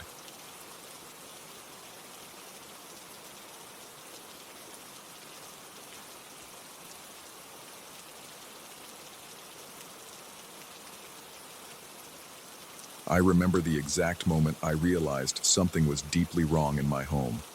It was the kind of realization that crawls over your skin like 1,000 tiny needles. My house sits near the end of a lonely dirt road, with only a distant neighbor whose porch light flickers weakly through the trees on moonless nights. It's usually quiet out here, so quiet I can hear every creak in the floorboards, every shift of the wind outside, every animal that scurries across my driveway. That silence once felt comforting. Now it feels like a vacuum, one that pulls at my nerves until they are ready to snap. Because once you notice the subtle things, the odd shadows that move when there's no one there, the doorbell that rings with nobody outside, the quiet is no longer peaceful. It becomes an amplifier for fear, and that fear has consumed my nights. I have always been the type to stay up late. The hush of the early morning hours helps me think. Sometimes I catch the tail end of a movie, or I read through a stack of old magazines I find at yard sales. My routine was so ingrained that a ring at 2 a.m. was jarring, to say the least. The first time it happened, I was sitting on my couch, surrounded by the faint glow of a single lamp. The rest of the house was dark, and I remember feeling that my eyes were burning from exhaustion. I flinched so hard at the sound of the doorbell that I almost dropped my mug on the floor. The ring was loud and shrill, like it was being pressed for too long. My heartbeat thudded in my ears, and an icy film of sweat clung to my palms. I tried telling myself it must be a stray traveler looking for directions, or maybe a neighbor in need of help. But I knew that was unlikely. The closest neighbor rarely spoke to me, and my property was so out of the way that lost travelers were practically non-existent. Despite the late hour, I forced myself to answer. At first, I just cracked open the front door and squinted into the darkness. My gate, roughly 40 feet from the porch, was locked with a heavy chain, and it was still firmly in place. The yard lamp illuminated the gate just enough for me to see that no one stood there. I felt my chest tighten. There was a primal urge to bolt back inside and lock everything. Instead, I took in a sharp breath and decided to walk the short path to the gate. The wet grass slapped against my ankles. The night air seeped into my lungs, impossibly cold. My breath became wispy clouds in front of me, swirling under the weak beam of the motion-activated light. When I reached the gate, I realized there was no sign of tampering. The chain was secure, the padlock in place. I listened for movement, footsteps, a rustle of clothing, any hint of an intruder. Instead, I only heard the wind brushing through the tall pines that tower around the property. My heart was still pounding, adrenaline coursing through my veins. It felt like an eternity before I finally convinced myself that no one was there. Yet I couldn't shake the feeling of being watched. It was as if a pair of unseen eyes were studying me from beyond the shadows. Every hair on my neck stood on end, and my fingers tingled with that frantic energy that surges when you sense a threat. I turned and walked back to the house. My footsteps were rapid, practically a jog by the time I reached the porch. Inside, I closed the door behind me and locked it, leaning against the wood until I felt the slight tremor in my legs subside. The silence pressed around me once more, and I could hear my own labored breathing filling the room. Just as I tried to steady myself, the doorbell rang again. My heart lurched violently. The timing was cruel, like someone was waiting until I felt the faintest hint of relief before striking again. My breath caught in my throat, and this time, I didn't open the door.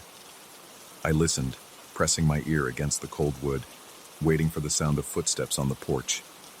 But there was only stillness, and then a sudden breeze that rattled the windows. Part of me wanted to fling the door open just to prove there was nothing there, but the rest of me was too paralyzed by the idea that something could be standing right outside, waiting to jump at me the moment I turned the knob. When I finally gathered enough courage to look, the yard was as empty as before. The gate loomed in the distance, locked. The patches of trees around the property rustled faintly. No sign of life. No sign of anything out of place, except for that prickling sense of dread that refused to leave my spine. My ears strained, expecting to hear it again. A third ring, but it didn't come immediately. Instead, an hour passed, then almost another. I tried to distract myself with meaningless tasks, rearranging books on the shelf, flipping through television channels, pacing aimlessly. Every creak of the house made my stomach lurch. My imagination turned every soft thump into a monstrous footstep, every distant rustle into someone creeping around the walls. Around 3 a.m, I decided I couldn't take any more. I grabbed a screwdriver, turned off the breaker that supplied the doorbell, and disconnected the wire behind the switch. I expected silence to follow. But 10 minutes later, the ring came again, shrill, abrupt, and paralyzing.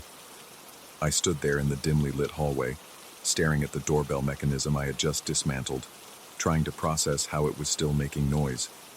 My heart hammered so violently I could feel the pulse in my temples.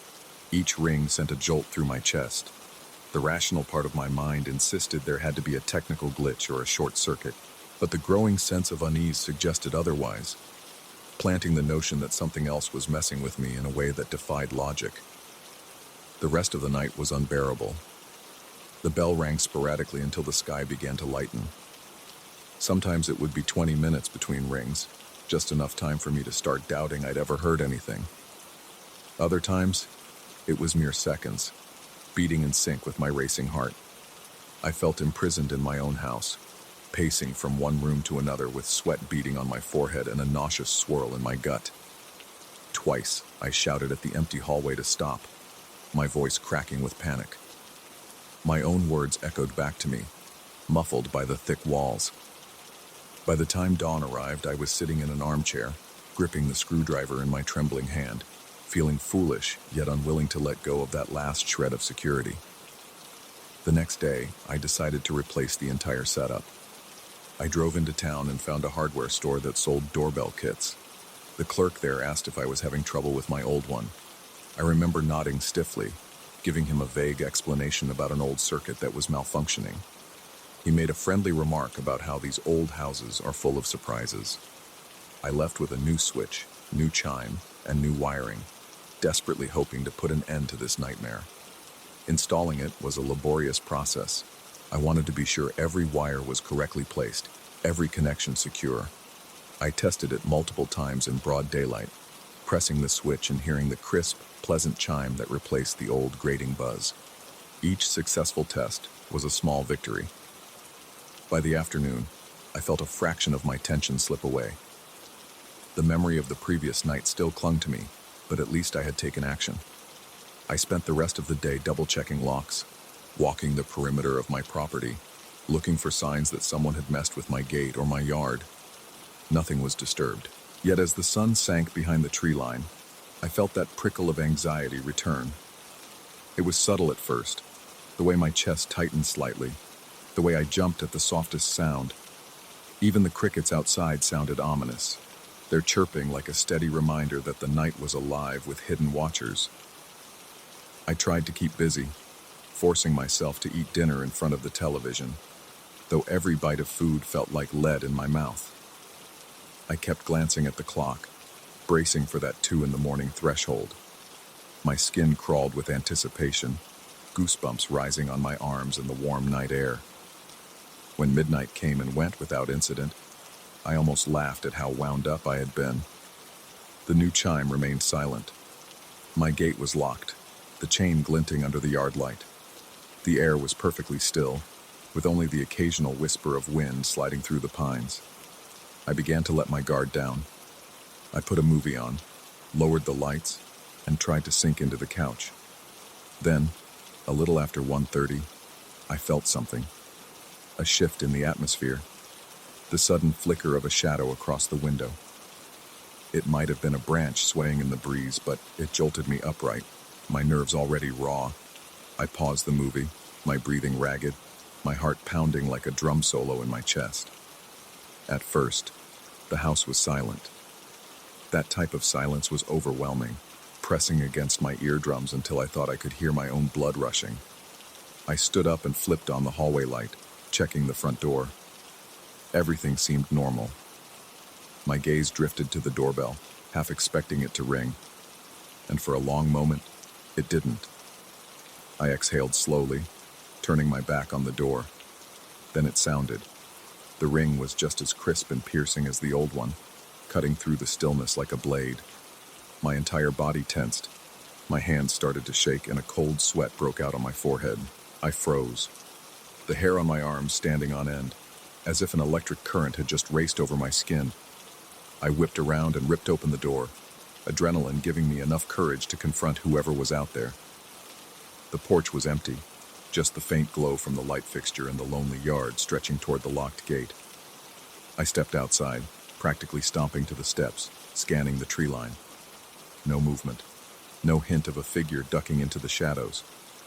Yet the night air felt unnaturally cold against my flushed face, a biting chill that raised goosebumps along my spine.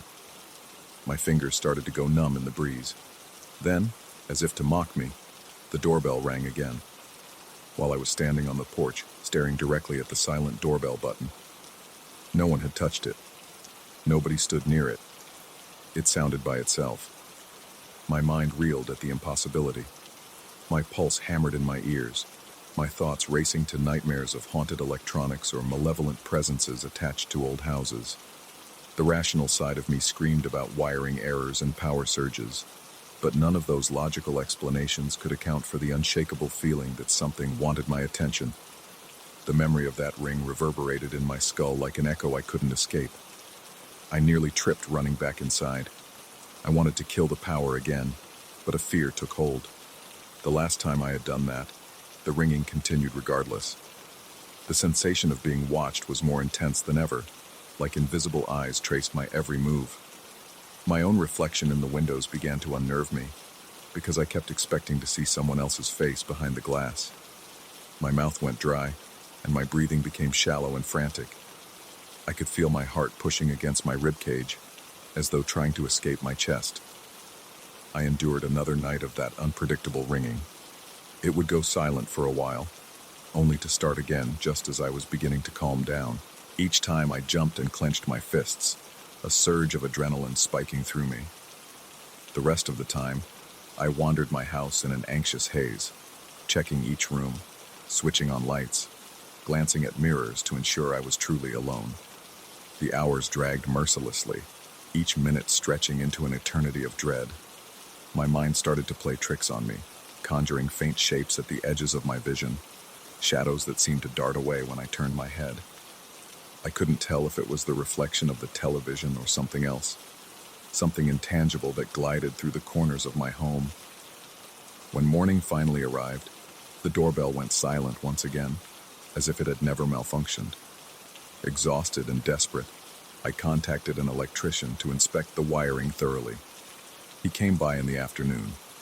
I watched him check every connection, every circuit, and he found nothing amiss. He seemed politely puzzled, offering a few technical possibilities: faulty ground, interference from other electronic devices. I nodded stiffly, without revealing how disturbed I was.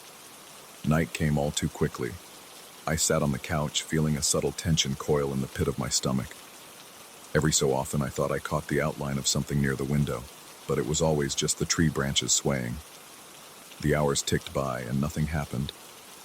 Midnight passed, then 1 in the morning, and I remained hyper-aware of every sound the house produced. Yet the doorbell stayed quiet. A fragile sense of relief began to bloom in me. I even drifted off on the couch, adrenaline finally subsiding enough to allow some rest. But then, as if choreographed by a malevolent hand, the doorbell exploded into sound. I woke with a start, almost falling off the couch, heart thundering so hard I thought it might burst. The new chime was relentless, several rings in quick succession echoing through the house. I stood up, dizzy with panic, my head swimming as though I were underwater. My breathing turned into ragged gasps. I felt corners of my sanity fraying, the edges unraveling in the face of something that I couldn't understand or control. I considered fleeing, just driving off into the night without looking back. But a stronger urge, perhaps a twisted form of defiance, made me stay. I opened the door once more, stepping onto the porch, letting that cold wind envelop me. My fingers gripped the railing until my knuckles turned white. I could feel the tremor in my shoulders, the tension locking my jaw. A whisper of air brushed past my ears, too gentle to be a voice, but unsettling in its intimacy. In that moment, I felt certain there was something out there, standing just beyond my line of sight, toying with me as if feeding on my terror. The bell rang again, though no one pressed it. I stared at the gate in the distance, still chained, still locked, and realized I would find no answers in the darkness. My hands were shaking so badly I could barely close the door. Inside, the hallway stretched out before me like a tunnel, dimly lit by a single lamp. My eyes darted from shadow to shadow, convinced one of them would move. The chime ceased abruptly, leaving me stranded in a silence that was even more terrifying. Sometimes the anticipation of the next ring was worse than the sound itself. That night, I refused to sleep. I paced until the early hours, chest tight and arms clammy. The doorbell remained dormant as dawn broke, as though the phenomenon existed only in the darkest hours. In the days that followed, I replaced the wiring again, triple-checked the installation. Nothing changed. While it doesn't happen every single night, there are times, on those especially quiet evenings, when it returns. The phantom ring, slicing through the night like an icy blade through my spine, reminds me that I'm never alone in this house. I've stopped trying to explain it rationally. I keep the gate locked. I keep the lights on. I've contemplated selling the house, but something about the property has latched onto me. I can't shake the uneasy sense that leaving would only postpone the inevitable, that the relentless ringing might follow me wherever I go. On rare occasions, I wake up drenched in sweat, certain that I heard it again, even though it's silent. My mind is no longer my refuge. Every dream seems to circle back to that hallway, that door, that maddening chime. And when I stand on my porch in the evenings, I swear the wind carries a faint echo of a bell, as if daring me to step outside. I've made my peace with the fear, in a twisted sort of way. It lurks in my periphery, a permanent fixture of my life now. The ordinary comforts of home, the couch, the lamp, the warmth of the indoors, are stained with memories of those nights of relentless ringing. Even if the doorbell remains quiet for weeks, the tension never truly vanishes. It coils under my skin, waiting to strike. Sometimes I catch myself listening for it, a part of me almost expecting the bell to ring the moment my guard is down. My pulse quickens at random times during the evening, and I find myself shivering even on mild nights. I've considered the possibility that it's all in my head, a trick of stress, exhaustion, or something more deeply rooted in my psyche. But each time I think I've conjured this out of paranoia, the doorbell sounds again, unwavering proof that there is a force beyond my understanding at work. There are no messages scrawled on my walls, no footprints in the yard, no direct confrontation. Just that disembodied ring, reminding me that I am never free from the unknown. It's a weight I carry. Some nights I can almost sense it, like a living presence standing inches away from me, its breath cold against my neck. I haven't told many people about this. The few who know dismiss it as faulty wiring or a bizarre electrical phenomenon. They advise me to hire specialists, tear out the entire circuit, or move. Yet none of these suggestions fully address the suffocating fear that has become part of my daily life. I remain here, unsure whether to keep fighting or finally surrender to the fact that my home is no longer a place of solace. Each dusk draws the possibility of its return, and each dawn leaves me wrestling with the echoes of the night. I can only hope that one day the ringing will stop, and I can reclaim some measure of peace. But every time I hear that faint chime in my dreams, I know the house is waiting, the bell always ready to sound again, reminding me that some horrors do not require a visible entity to terrorize you. They only need a broken silence and a single persistent ring.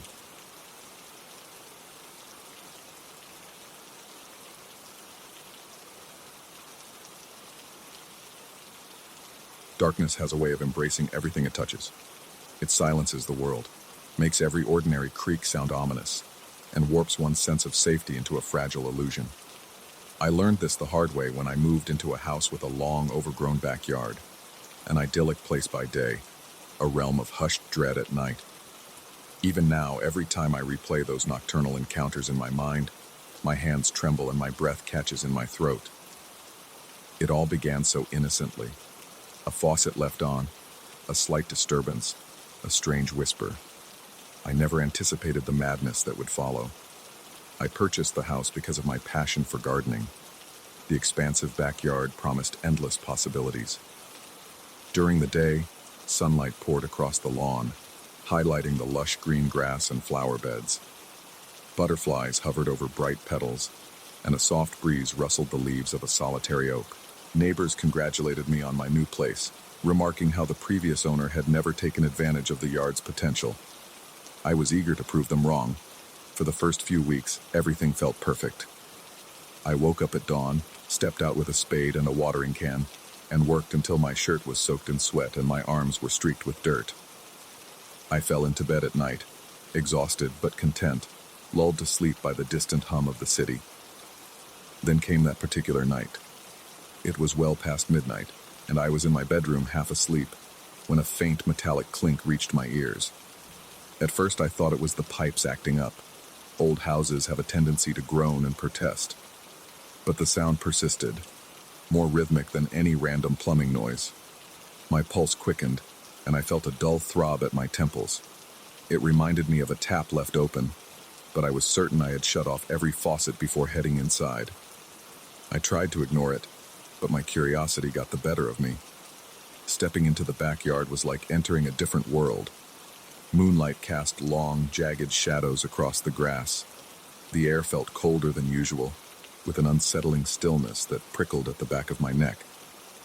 My breath came in shallow spurts, and a wave of goosebumps rippled along my arms.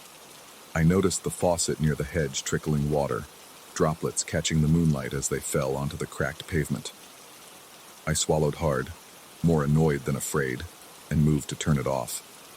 That was when I felt something behind me, an intangible mass in the air, as though the darkness had somehow become sentient. My heart pounded with such force that I thought my chest might burst. My left ear burned with sudden warmth, and an almost imperceptible voice whispered my name. The sound was so close, so intimate, that I instinctively jerked away. I spun around, nearly losing my balance on the damp ground. There was no one behind me. The gate at the end of the yard was locked, its rusted chain swaying gently. My eyes darted across the darkness, but I saw only silhouettes of bushes and the crooked fence. A cold sweat broke out across my forehead, and I wiped it away with trembling fingers.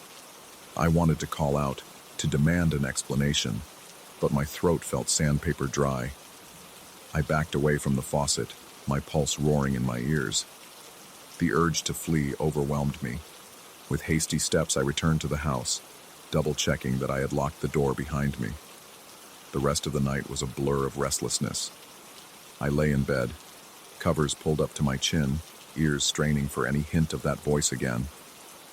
By dawn, I had almost convinced myself it had been a half-dream, a trick played by exhaustion.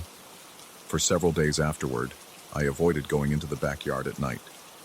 The daily routine of gardening continued as usual, but a subtle dread settled in my gut. During the afternoons, I caught myself scanning the edges of the property, looking for footprints or any sign of an intruder, yet there was nothing. Everything appeared perfectly mundane, which only made the memory more disturbing. I found myself plagued by questions. Had I truly heard my name whispered, or was it some phantom echo in my head?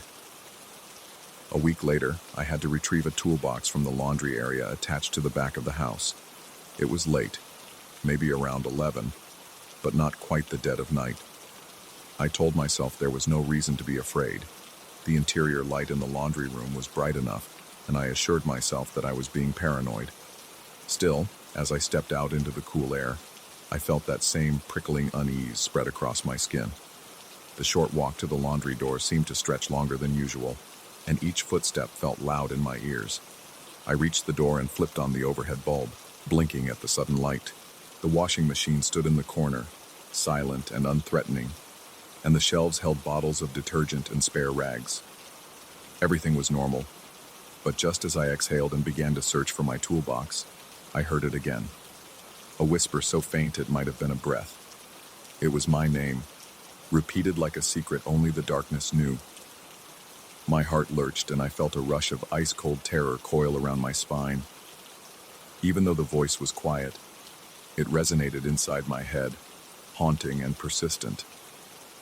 I spun around, nearly knocking over a bucket in my haste.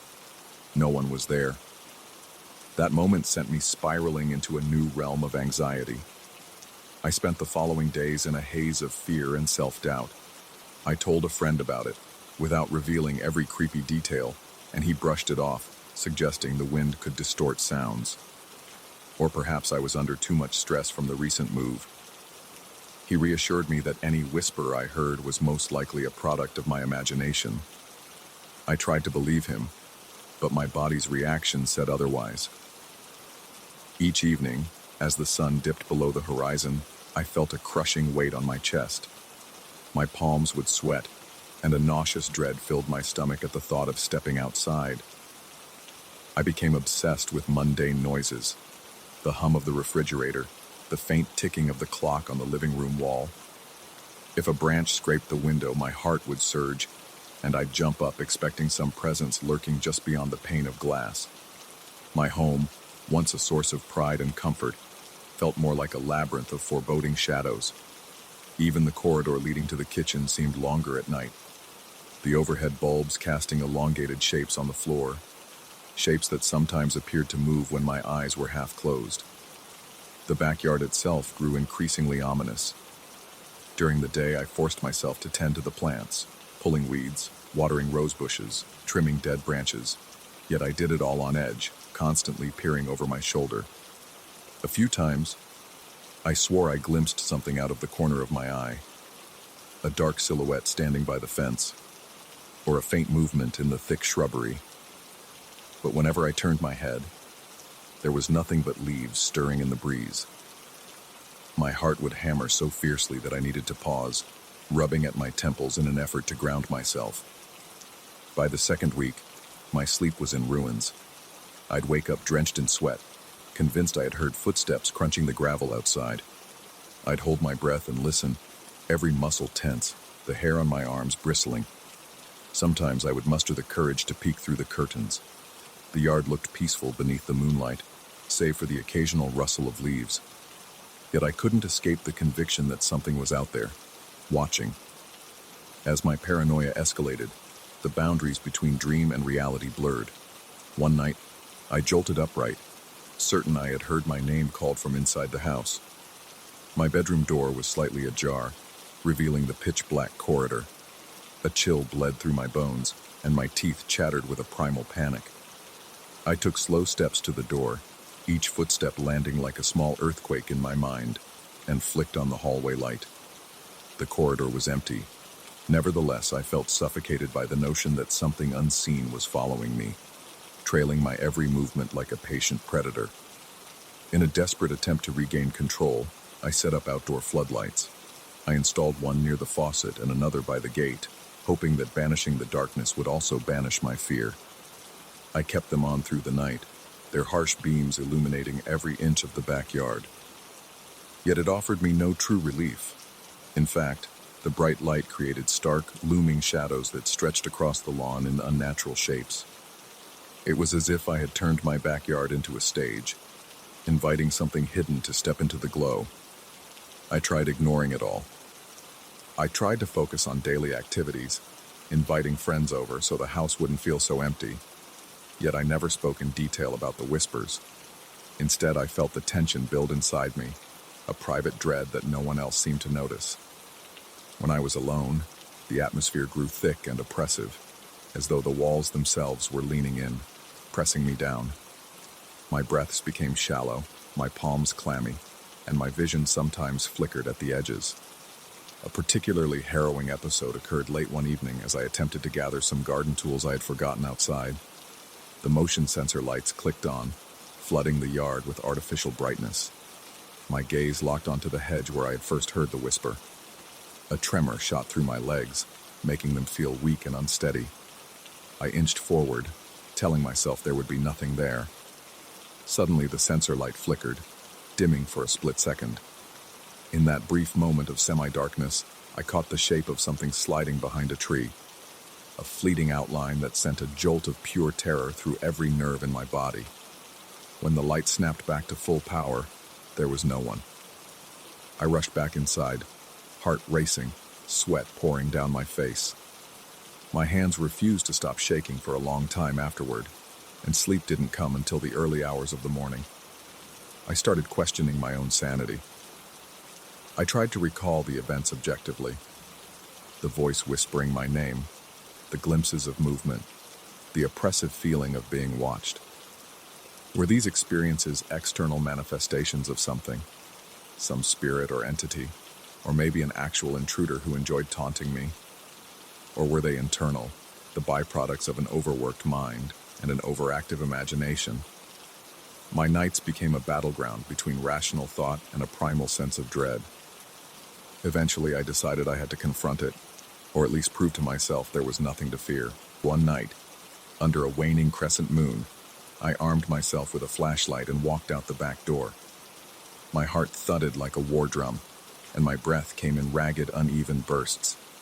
Each step felt like I was pushing against invisible resistance, an air pressure that thickened around me, stifling my lungs. The yard was silent, except for the soft buzz of a nearby street lamp. I shone the flashlight across every corner: the hedge, the fence, the faucet, the solitary oak. Nothing. No shape, no movement, no intruder. Yet I couldn't shake the certainty of a presence.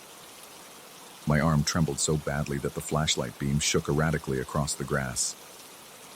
As I neared the corner of the yard, I sensed something to my left, and without warning, that same whisper slithered into my ear. It was so close that I felt a breath of cold air brush my skin. My name, drawn out like a desperate plea or a twisted invitation. My throat seized. I gasped, unable to form any words. I spun the flashlight toward the spot, but the light fell only on empty space.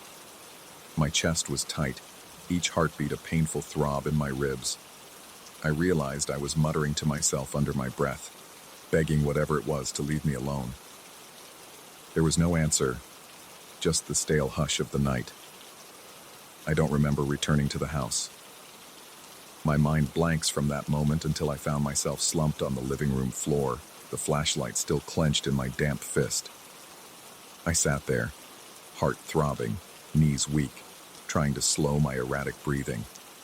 Adrenaline hammered through my veins, and my ears buzzed as though I'd been standing too close to a siren. A nauseating swirl of fear, confusion, and exhaustion made the room spin.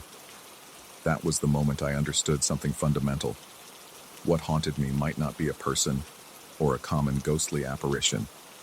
It could be the very fabric of the place, an echo from some forgotten event, or a manifestation of energies I couldn't comprehend.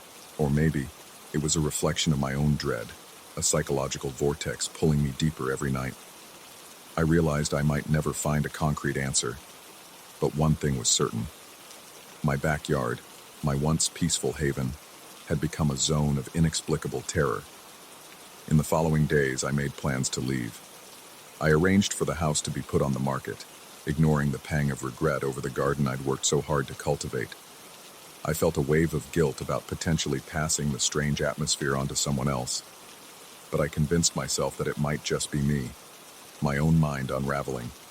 If someone else moved in and never encountered anything unusual, then perhaps I truly had lost my grip on reality. Yet if they did experience the same phenomenon, maybe they'd be braver or more knowledgeable, capable of dealing with it in a way I wasn't. On my last night in the house, I sat in the living room, surrounded by half-packed boxes, determined to stay awake until sunrise. The lamp cast a feeble yellow glow that danced eerily across the walls. My skin felt clammy. I could smell the faint tang of my own sweat. My mouth was dry, and every time the house settled or a branch tapped the window, I jolted upright, heart racing. But nothing whispered my name. No presence closed in around me. The silence itself became suffocating, like a quiet threat lingering just out of reach. When morning came, I felt both relieved and somewhat resentful. It was as if the house had chosen not to show its dark side that final night, leaving me uncertain whether I was escaping a real threat or running from a figment of my imagination. Yet the sense of unease clung to me. Even now, in a new place, I sometimes wake in the middle of the night, straining to hear the faint echo of my name on the wind. My pulse quickens, and I recall that yard, that faucet dripping under the moonlight, and the piercing dread of knowing something unseen called out to me. I've never returned to see what became of the house. Perhaps the new owner lives happily, unaware of any secret presence lurking behind the hedges. Or perhaps the darkness still lingers, biding its time, waiting for a moment of weakness to slip back into a whisper at someone's ear. Either way, the memory remains lodged in me, a constant reminder that some silences are more terrifying than screams, and some corners of our world defy simple explanation. I can only hope that whatever hid in that yard was content to let me leave. An uneasy truce formed between my fear and the shadows that once breathed my name.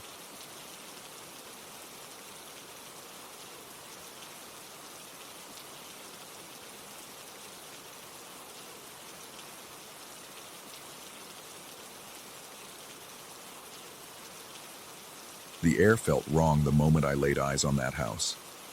There was something about its immaculate exterior, freshly painted walls and gleaming windows, that struck me as both inviting and repulsive. The sight of a place so pristine yet undeniably abandoned sent a cold ripple down my spine, as though a silent warning tried to hold me back. Even now, my stomach clenches at the memory of stepping across that threshold, where the darkness inside felt conscious and watchful, far more than any normal house should. I had heard rumors about the place before. Some people claimed they saw faint lights passing behind the curtains at night, even though no one ever turned on a switch. Others whispered about engine-like growls echoing around the property, as if a vehicle idled just out of sight. Curiosity can be a peculiar force, and it led me, along with two friends, to test the limits of our own caution. The decision to explore the house on that particular Friday night was spontaneous, almost flippant, as though we had no real sense of the danger we were courting. We approached from the end of the street, strolling in the moonlit shadows to avoid drawing attention. The house loomed at the cul-de-sac like a silent guardian, its white paint reflecting the moonlight in an eerie glow. My friends walked on either side of me, Julian on my left and Matt on my right. But we scarcely spoke. It felt as though the house itself demanded silence. The front door seemed an unwise point of entry. It faced the road, wide open for any passerby to notice. So we circled around to the backyard, where we found a slightly crooked wooden gate. Pushing it open revealed a neglected garden, complete with patches of dead grass and thorny vines that never quite touched the house's pristine walls.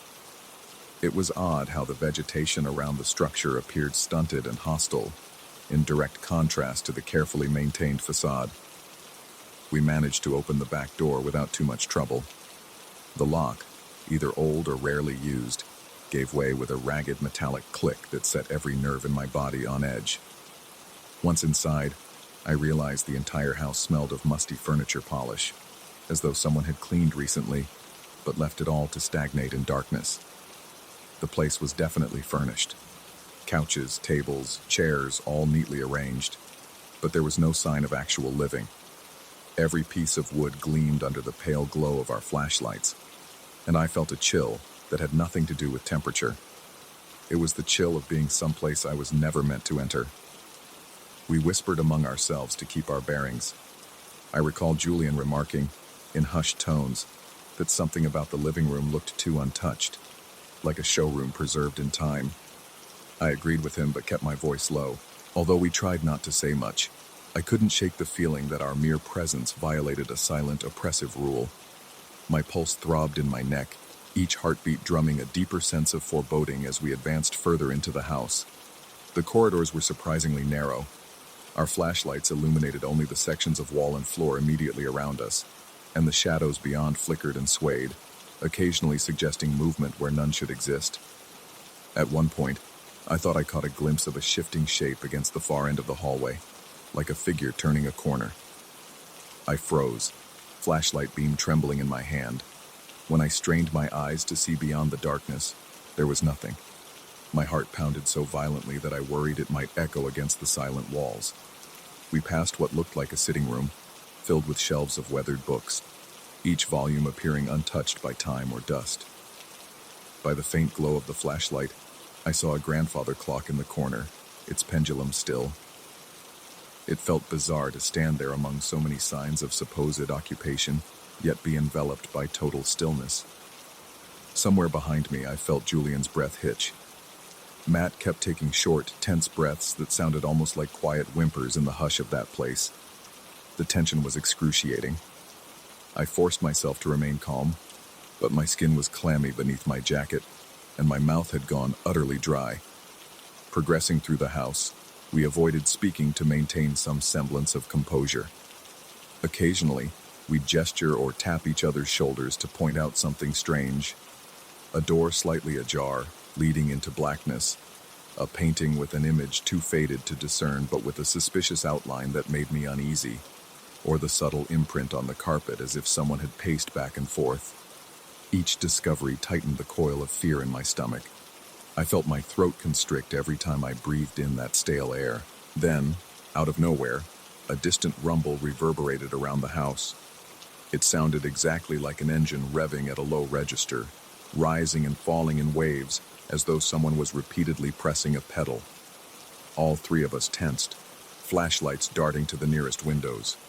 The noise rumbled, paused, and rumbled again. I'm not sure if it was real or if my nerves were playing tricks on my ears, but it grew in volume until it seemed to pass just outside the walls.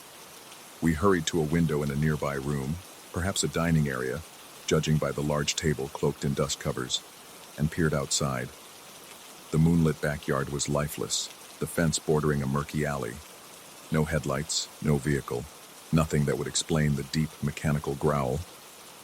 Yet it persisted, vibrating through the very foundation beneath our feet. Adrenaline surged in my veins. I could feel my lungs tighten with each breath. Julian motioned for us to keep moving, perhaps to find the source. Matt seemed more hesitant, his posture betraying that he wanted to retreat. I was caught in the middle, torn between the urge to flee and the compulsion to uncover the truth behind this bizarre phenomenon. We crept through another corridor.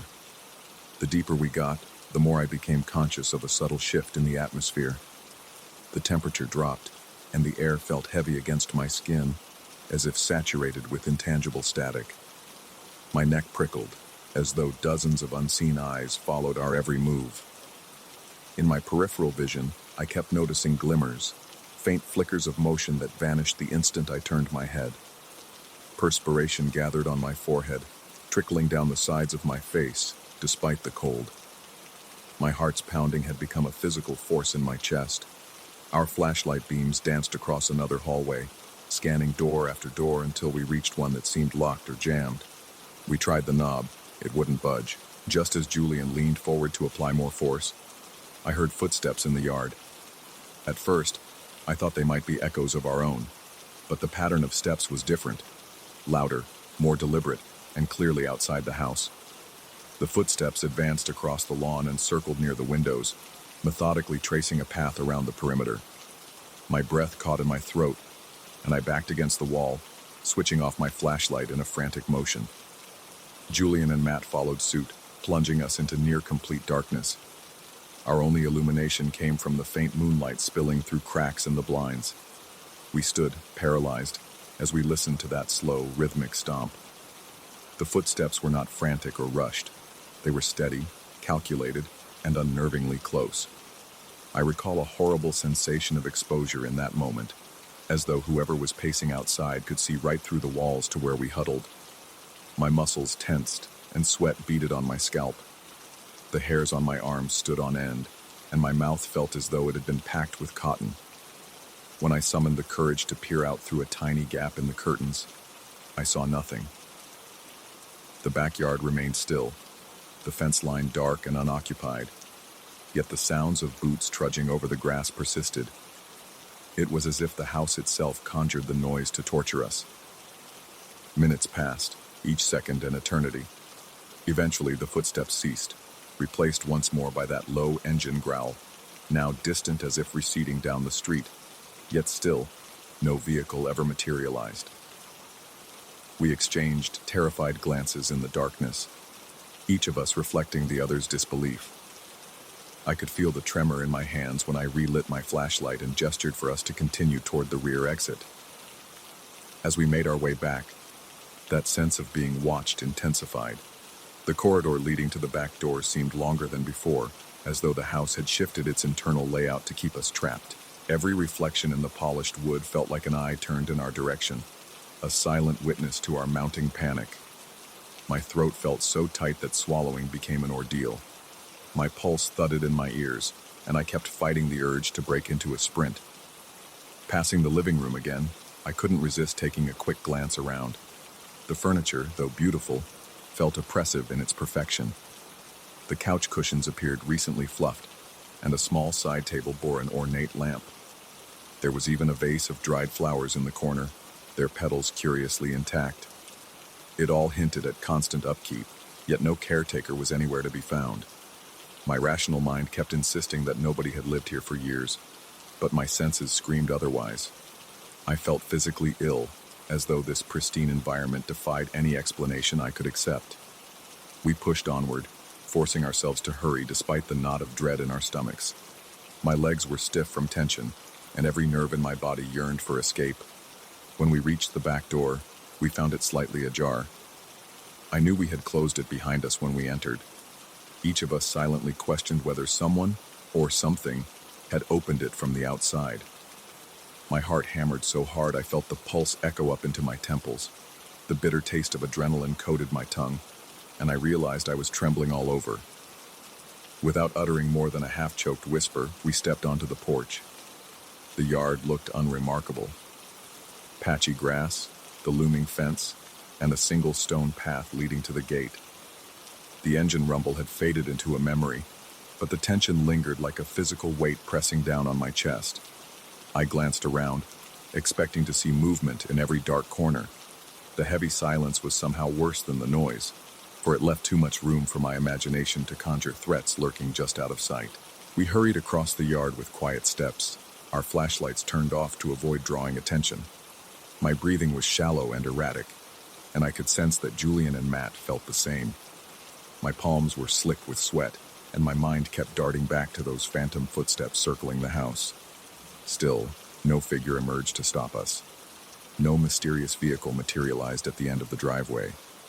We reached the wooden gate, yanked it open, and stumbled out into the deserted street. Standing there under the pale glow of the street lamp, I felt a wave of relief so acute it nearly buckled my knees. Yet that relief was tainted by unresolved terror. I felt unsteady, as though the ground beneath me might vanish at any second. The other houses on the street were dark and lifeless, providing no sense of refuge. For a few moments, none of us spoke. We simply looked back at the pristine structure we had just fled, waiting for something else to happen. A face to appear in the window, or the door to slam shut on its own. Instead, the house remained still, an immaculate shell concealing unspeakable tension. We left in a hurried silence, each of us nursing our own private fear. The rational side of my mind insisted it had all been a series of coincidences and illusions. Perhaps the echo of some distant generator or a car engine had reverberated oddly in that narrow cul-de-sac. Maybe the footsteps were our own, distorted by the house's acoustics. But part of me knew better. Even in my attempts to rationalize, I couldn't shake the sense that something in that house had watched us, followed us, and let us go only because it wanted to. I could almost feel the gaze burning into my back as we moved further away from the property. Later that night, I could barely sleep. Every noise in my home made me flinch. Pipes settling, wind against the window, the hum of the refrigerator. My mind transformed every sound into a ghostly echo of that terrifying, throbbing engine, or those predatory footsteps scraping the grass. My heart pounded at intervals, and cold sweat gathered on my brow in the darkness. Whenever I closed my eyes, I saw flashes of the house's furnished rooms, lit by the narrow beams of our flashlights. I'd wake up with my chest tight, convinced something stood in the corner of my bedroom, watching. But of course, there was nothing there except the empty shadows. The days that followed offered no clarity. I returned to that street once in daylight, only from a distance, hoping to dispel the dread with sunlight and rational observation. The house looked just as before, impeccably maintained, white paint unblemished. The gate in the backyard was closed, and the windows revealed no sign of life. I felt a shiver run through me as I stared from the relative safety of my parked car, wondering if I imagined it all.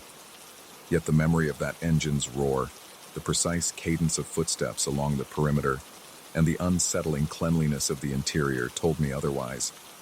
There was something in that place, something beyond my grasp and beyond logic. Even now, I have no solid explanation for what we encountered. Sometimes I suspect there is more to that house, perhaps something that clings to it, a presence that keeps it unnaturally clean and preserved, lurking to confound anyone foolhardy enough to enter. Other times, I consider the possibility that we were caught in our own collective paranoia, that our minds twisted every creak and echo into a supernatural threat.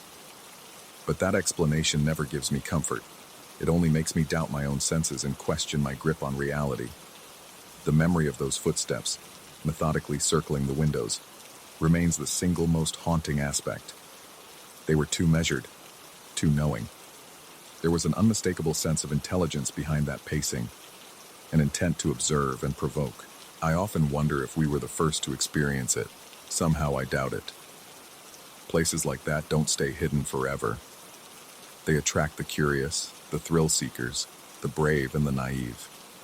I find myself torn between warning others to stay away and accepting that some won't believe until they experience it themselves.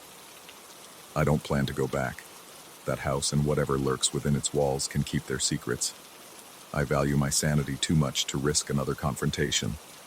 And yet, part of me remains caught in its snare, replaying the night's events, marveling at how quickly I found myself at the mercy of an indescribable presence. I suppose that's the true horror. It never really leaves you. It takes root in your mind, in your nightmares, in every strange sound you hear when you're alone.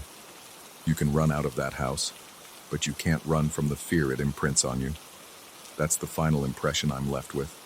A house too perfect to be empty, and a darkness within it too intangible to be explained. Perhaps no one will ever truly unravel the secrets of that place.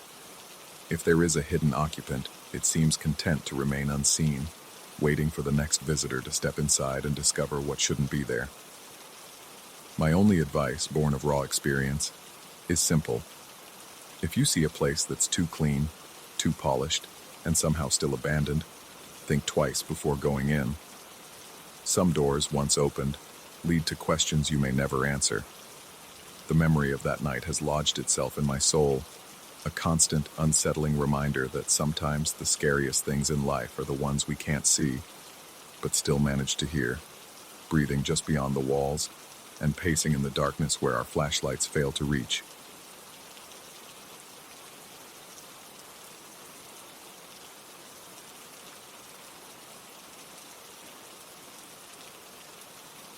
Door. Sometimes, in the deepest reaches of night, I swear the silence twists into something far more sinister than a mere lack of sound. It presses in around the walls of my house, thick and suffocating, like a living organism. And in that heaviness, I often feel as if I'm not alone. My heart constricts, my breath hitches, and there's a crawling sensation on my skin that refuses to dissipate.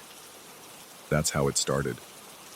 An unsettling awareness that, from my terrace, I wasn't the only thing peering into that patch of preserved woods. Every time I looked, I sensed something looking back. I moved into this property primarily because I loved how close it was to nature. At first, the view of the towering trees seemed a refuge from the clamor of a more crowded city life. The canopy remained a vivid green during the day, and at dusk, the leaves transformed into a dark, rustling tapestry. It was on one of those dim evenings when I caught sight of a figure slipping between the tree trunks. It was so fleeting that I questioned whether I'd truly seen anything at all. Yet something about its silhouette struck me as off. Too tall, perhaps, and disturbingly thin. My pulse spiked, and my mouth went dry, but I convinced myself it was merely the shape of overlapping branches or a deer wandering close to the edge of the forest. I tried to rationalize it. For several days, I didn't see anything else, and I almost managed to convince myself I'd imagined the whole thing. Then came the night I saw movement again. This time I was leaning against the terrace railing, enjoying the cool breeze, when I detected a faint rustling below. My eyes combed the darkness, half expectant, half dreading. That's when I spotted it, like a smudge against the faint moonlight filtering through the trees. It was tall, yes, and it moved with a languid slowness that was deeply unsettling. It stopped at one point, turning what I assumed was its head in my direction. My chest tightened, and I felt an odd tug in my stomach, as though gravity itself had intensified. I swallowed hard, trying to wet my tongue against my teeth. A cold sweat broke out along my back. I fumbled for the flashlight I kept by the patio door, thumbed the switch, and aimed the beam straight into the darkness. Nothing. Only tree trunks and swaying branches. My heart thundered so loudly in my ears that it drowned out the faint chirp of night insects. I turned off the flashlight and stood there for several minutes, just listening, but the woods offered no answers. The next morning, a jittery sense of unease lingered. I tried to focus on my regular routine, shower, coffee, scanning messages on my phone, but every time I glanced toward the window, my mind conjured that shadowy figure. My stomach fluttered with anxiety, and I felt a clammy dampness in my palms. Eventually, I decided to walk down to the edge of the forest. The sun was bright, and the air smelled earthy, almost comforting. If there was any place I'd find clues, it would be at the spot where I had seen those unnerving movements. My ears rang with my own heartbeat as I stepped onto the soft soil. I parted low-hanging branches, scanning the ground for footprints or any other sign that someone, or something, had passed through. All I found were a few leaves scattered in unusual patterns, as though they'd been kicked aside. There was no obvious path, no broken twigs that would confirm a presence. Yet the stifling feeling of being watched grew stronger the longer I stayed there. A strange heaviness seized my chest, as though the forest itself disapproved of my intrusion. I retreated, trying not to break into a run. Each snap of a twig beneath my feet made me flinch. By the time I got back home, my clothes stuck to my body with sweat, and my mind buzzed with dread. That night, I found myself pacing around the living room, not wanting to look outside, but unable to resist the compulsion. Eventually, I returned to the terrace, heart pounding. The darkness seemed denser than usual, an almost tangible cloak that extended from the woods up to the sky. I raised the flashlight again, shining it among the trunks. For a few seconds, everything appeared normal. Then I detected a slight shift in the shadows, like a ripple in the dark. As quickly as I sensed it, it vanished. My entire body trembled. It felt like the ground beneath me was swaying, though I knew it was just my adrenaline surging. A voice inside my head insisted I must be hallucinating, that fear and lack of sleep were messing with my perception. But deep down, I couldn't shake the certainty that there was something else out there, something that did not belong in the realm of the ordinary. I tried to confide in a friend over the phone, explaining that I kept seeing shapes in the woods. They suggested it might be stress, pointing out that I'd moved recently and might not be used to the isolation. I listened to their advice. Maybe I needed some rest, maybe a weekend away. However, their words felt hollow, as if they applied only to common worries and didn't account for the creeping terror I was experiencing. In the back of my mind, a stubborn voice whispered that I wasn't imagining things, that something real and malevolent stood among those trees, watching me with quiet intent. That notion clung to me, refusing to let go. I began avoiding the terrace at night, but that didn't help. Instead, my nights were plagued by the sensation that something was near. The worst part was that I couldn't pin down the exact nature of the threat. Was it a person? An animal? Or was my mind playing tricks? Anxiety gnawed at me like a relentless parasite. I started catching glimpses of shadows inside my home, drifting near windows or across the hallway. My heart hammered each time I rounded a corner, half expecting to come face to face with that figure I'd seen outside. My breath grew ragged at the slightest sound. The creak of a floorboard felt like a thunderclap inside my skull. My palms constantly itched with sweat, and my face felt feverishly hot. In my own reflections, I noticed a subtle transformation. My eyes were ringed with dark circles, and my expression looked haunted. One particularly suffocating night, I couldn't sleep. I sat up in bed, listening to the faint rustle of leaves outside my window, wondering if it was just the wind. The stillness was abruptly broken by a soft scraping noise coming from downstairs, like fingernails dragging along the outer walls. My lungs constricted as though a vice had locked around them. For a moment, I struggled to draw a full breath. Summoning courage, I crept down the steps, each footfall causing the wooden boards to groan. My pulse thundered in my chest, and I pressed my ear against the front door, straining to hear even the faintest shuffle. It was silent on the other side, so I switched on the porch light, half expecting to see a silhouette lurking there. Nothing. Just an empty porch and the darkness beyond. Still, I couldn't shake the sensation that something had been there only seconds earlier. I felt as if the night itself held its breath, waiting for me to open the door and step outside. In the days that followed, my paranoia grew uncontrollable. I refused to entertain guests, feeling too unsettled to explain my state of mind. I kept my curtains drawn, both during the day and the night. The forest that had once been a source of natural beauty now loomed in my nightmares, an ominous presence that refused to stay confined within the boundaries of my imagination. I started hearing subtle noises in the walls, gentle tapping as if slender fingers probed the wood. My skin prickled with a constant sense of foreboding. Even in the middle of the afternoon, I'd catch my reflection and swear I saw something move behind me, though when I turned, there was only empty space. Eventually, the tension became too much to bear. I decided I had to confront whatever was happening, no matter the risk. On a mist-shrouded evening, I ventured into the backyard with a powerful flashlight and a desperate determination. My breathing was shallow, heart rattling in my ribcage, hands numb from gripping the flashlight so tightly. The air felt thicker than usual, almost too heavy to inhale. As I stepped closer to the tree line, the soft glow of the porch light behind me began to fade. Shadows lengthened, and the shapes of the forest seemed to shift with each step I took. I scanned the area, the beam of my flashlight cutting across trunks and tangled undergrowth. My fingers trembled on the switch, but I pressed on, ignoring the frantic pounding in my ears. Then, at the edge of my vision, I spotted movement. I swung the flashlight beam toward it. For a fraction of a second, I could have sworn I saw that tall, slender figure, its form almost merging with the bark of a tree. It was as if it were made from the very darkness that enveloped the woods. My throat constricted, and I had to force myself to swallow. My muscles felt rigid. Just as soon as the shape appeared, it vanished again, dissolving into the gloom. I heard a faint rustling to my left and whipped my flashlight in that direction, but I saw only fluttering leaves.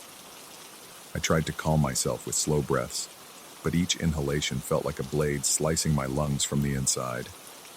At some point, I realized I'd wandered deeper into the woods than intended. My house was just a faint glow in the distance. The sheer weight of the trees pressed down on me, the canopy overhead reducing what little moonlight there was to a thin, pale glimmer.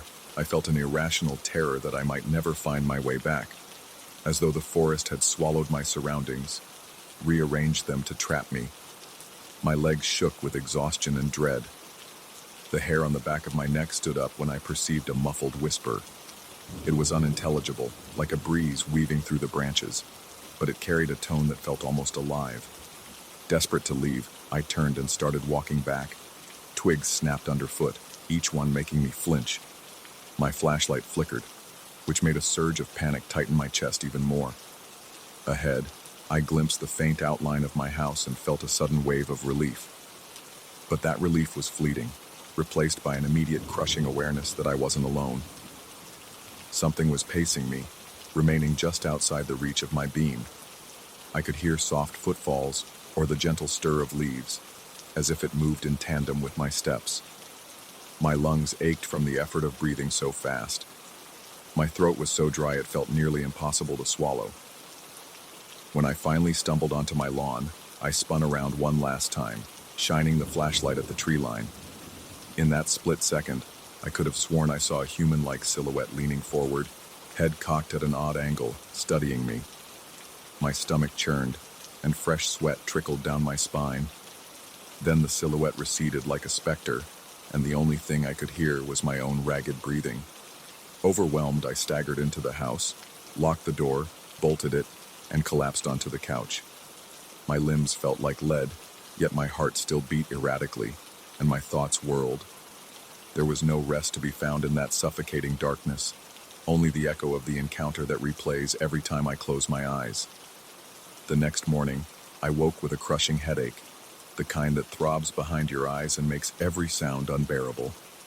As I forced myself into a sitting position, I realized that something had changed.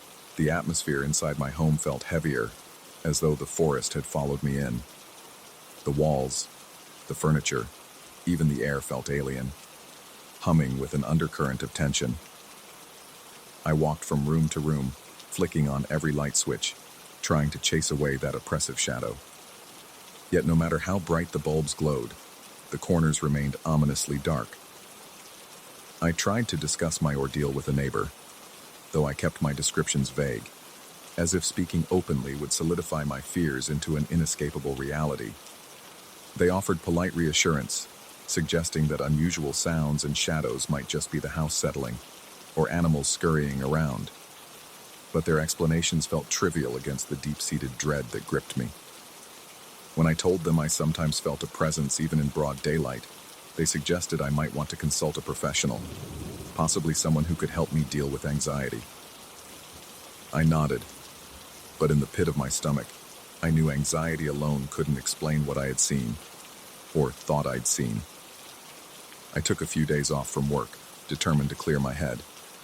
I even tried spending less time at home, visiting a local coffee shop during the day, walking around the neighborhood to remind myself of normalcy. Still, a part of me remained anchored to that haunting presence. Even under bright sunshine, I felt a prickling at the base of my neck, as though eyes were on me from some hidden vantage point. On the last night of my self-imposed break, I decided to confront the terrace once more. Despite the terror coiling in my stomach, I stepped out into the night air. The sky was clear, and the moon illuminated the forest in pale silver. I stared at the trees, half paralyzed by dread, waiting to see a silhouette moving among them. For several minutes, nothing happened. My heart began to slow, and a cautious hope surfaced. Maybe it was over. Maybe I had finally shaken off whatever trick my mind had been playing. Then I noticed a distinct shift in the wind. The leaves, once rustling calmly, started to shiver as though some dark energy pulsed through them. My pulse spiked again. Across the treetops, I caught a fleeting shape, tall, impossibly lanky, gliding rather than walking. It paused at the boundary where the tree line met my lawn and seemed to fix its gaze on me. In that instant, my breath seized, and a cold wave of dread coursed through my veins. My vision blurred at the edges, and I had to grip the railing to steady myself. Yet in this moment, a strange resolve welled up inside me. I told myself I refused to let this unexplainable presence dictate my every move. I raised my flashlight and turned it on, flooding the lawn with a harsh white glare. The beam landed on nothing but emptiness. No figure, no movement, just the quiet trees. Still, the feeling of being watched pressed down on me like a physical weight. I couldn't see it, but I was certain it was there, just beyond my sight. I retreated inside, double-locking the door. My hands shook so badly that it took me 3 attempts to secure the latch. Once the house was sealed, I felt that oppressive aura clutch at my chest, as if the very air conspired against me. I turned on every lamp, every overhead light, but corners and corridors still seemed to harbor shifting shadows. My thoughts were a tangled mess of dread and defiance. I wanted to run away from this place, yet I knew that whatever was happening wasn't confined to the woods. It had attached itself to me somehow, trailing me through my own home, even through my own mind. That was the final straw. Over the next few days, I made arrangements to stay elsewhere for a while. I told myself it was only temporary, just until I could regain a semblance of peace. On the day I was set to leave, I took one last look at the forest from the terrace. Under the afternoon sun, it appeared almost picturesque, swaying gently in a warm breeze.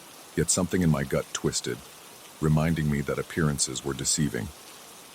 I sensed a flicker among the trees again, perhaps just a play of light, or perhaps that familiar, unnaturally tall shape. The heaviness returned to my lungs, my skin breaking out in goosebumps. I turned away with my heart pounding in my throat, stepping inside to grab my packed bags. I drove off, forcing myself not to look into the rearview mirror. The entire time I fought an uncanny feeling that something sat in the back seat, silent and unwavering. Despite all logic, I felt that whatever lurked in that forest might not be restricted by location. Even now, I can't say for sure where it dwells, only that I still feel its gaze in my peripheral vision, a whisper in the darkness when I least expect it. And that, more than anything, reminds me that some door has been opened, one that can't be easily closed.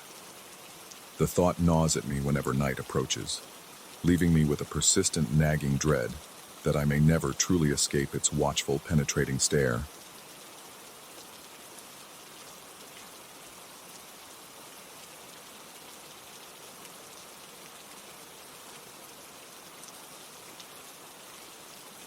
In the hallway leading to my friend's apartment seemed to stretch on forever beneath the dim, sputtering glow of ancient overhead bulbs.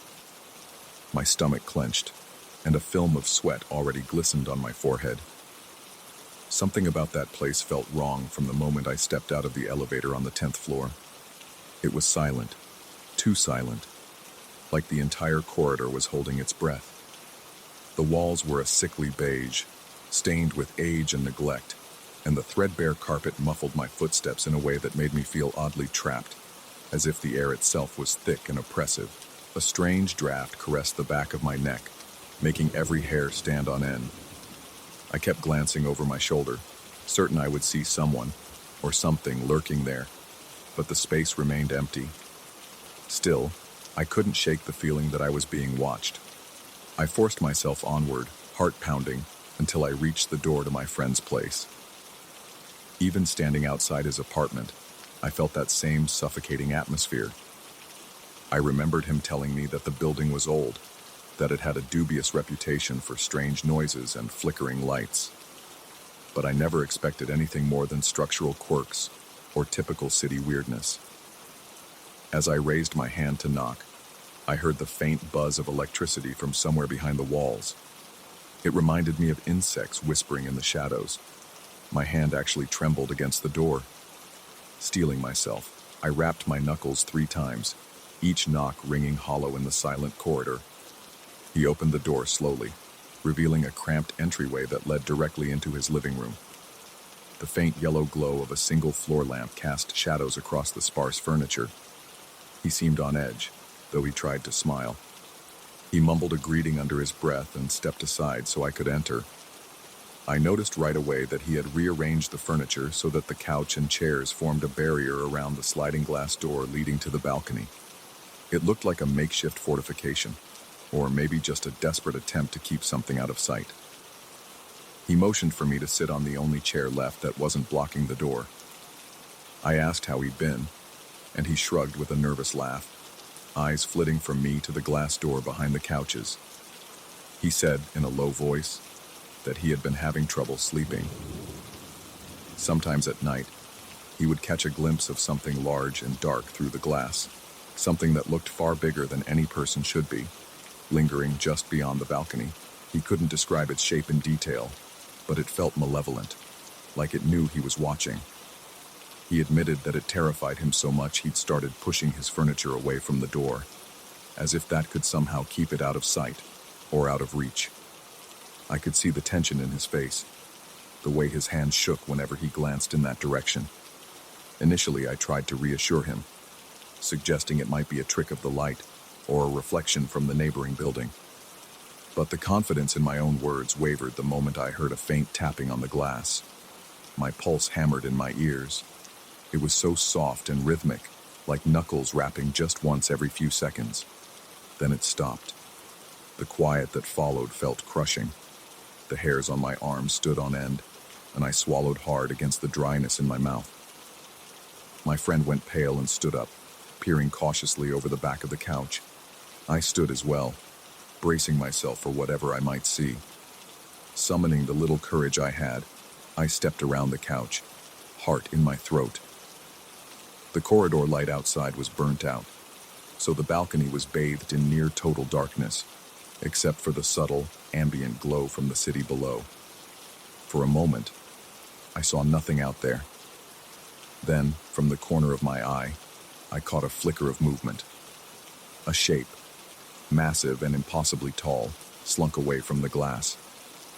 My friend whispered that this was exactly what he had seen before, how it always seemed to recede into the shadows the moment he tried to get a better look. His words were shaky, barely above a murmur. He had told me he'd sometimes stand by the door for hours, waiting for it to come closer, but always it stayed just out of reach, only revealing flashes of its monstrous outline. Despite the adrenaline surging through me, I felt compelled to go out onto the balcony, maybe to prove to myself that there was nothing there. My muscles tensed as I slid the door open, the glass trembling slightly in its frame. The cool night air rushed in, bringing with it the distant sound of cars and faint city life. I could feel my heart pounding against my ribcage as I stepped onto the concrete floor of the balcony. The breeze felt icy on my sweat-dampened skin. For a few seconds I was surrounded by silence and the flicker of city lights below. I stared into the gloom, trying to catch any movement, any hint of that looming figure. But the balcony was empty, devoid of any presence. My shoulders slackened just a bit. Stepping back inside, I slid the door shut. The moment the lock clicked into place, something heavy banged against the glass from the outside. I jumped back, nearly losing my balance. My pulse roared in my ears. The noise was so loud and sudden that my chest tightened. It was exactly as if a large hand, or some equivalent, had smacked the door to keep me from leaving. My friend rushed closer, panic etched into every line of his face. We both stared at the dark glass, neither of us uttering a word. I could see our reflections, pale and wide-eyed, but behind us, just faintly in the reflection, there seemed to be a looming shape. I spun around, expecting to see it inside the apartment, but there was nothing but empty air. I suggested maybe we should both sit down and try to calm our nerves. I told him I would stay a while, at least until he felt less on edge. He seemed grateful, though he couldn't keep his eyes from darting in the direction of the balcony every few seconds. My own thoughts raced, and I found my hands trembling in my lap. My breath felt shallow, and a cold sweat trickled down the back of my neck. The longer I stayed, the more I sensed an oppressive weight in the apartment, like a presence hovering just out of sight, pressing in from the edges of the room.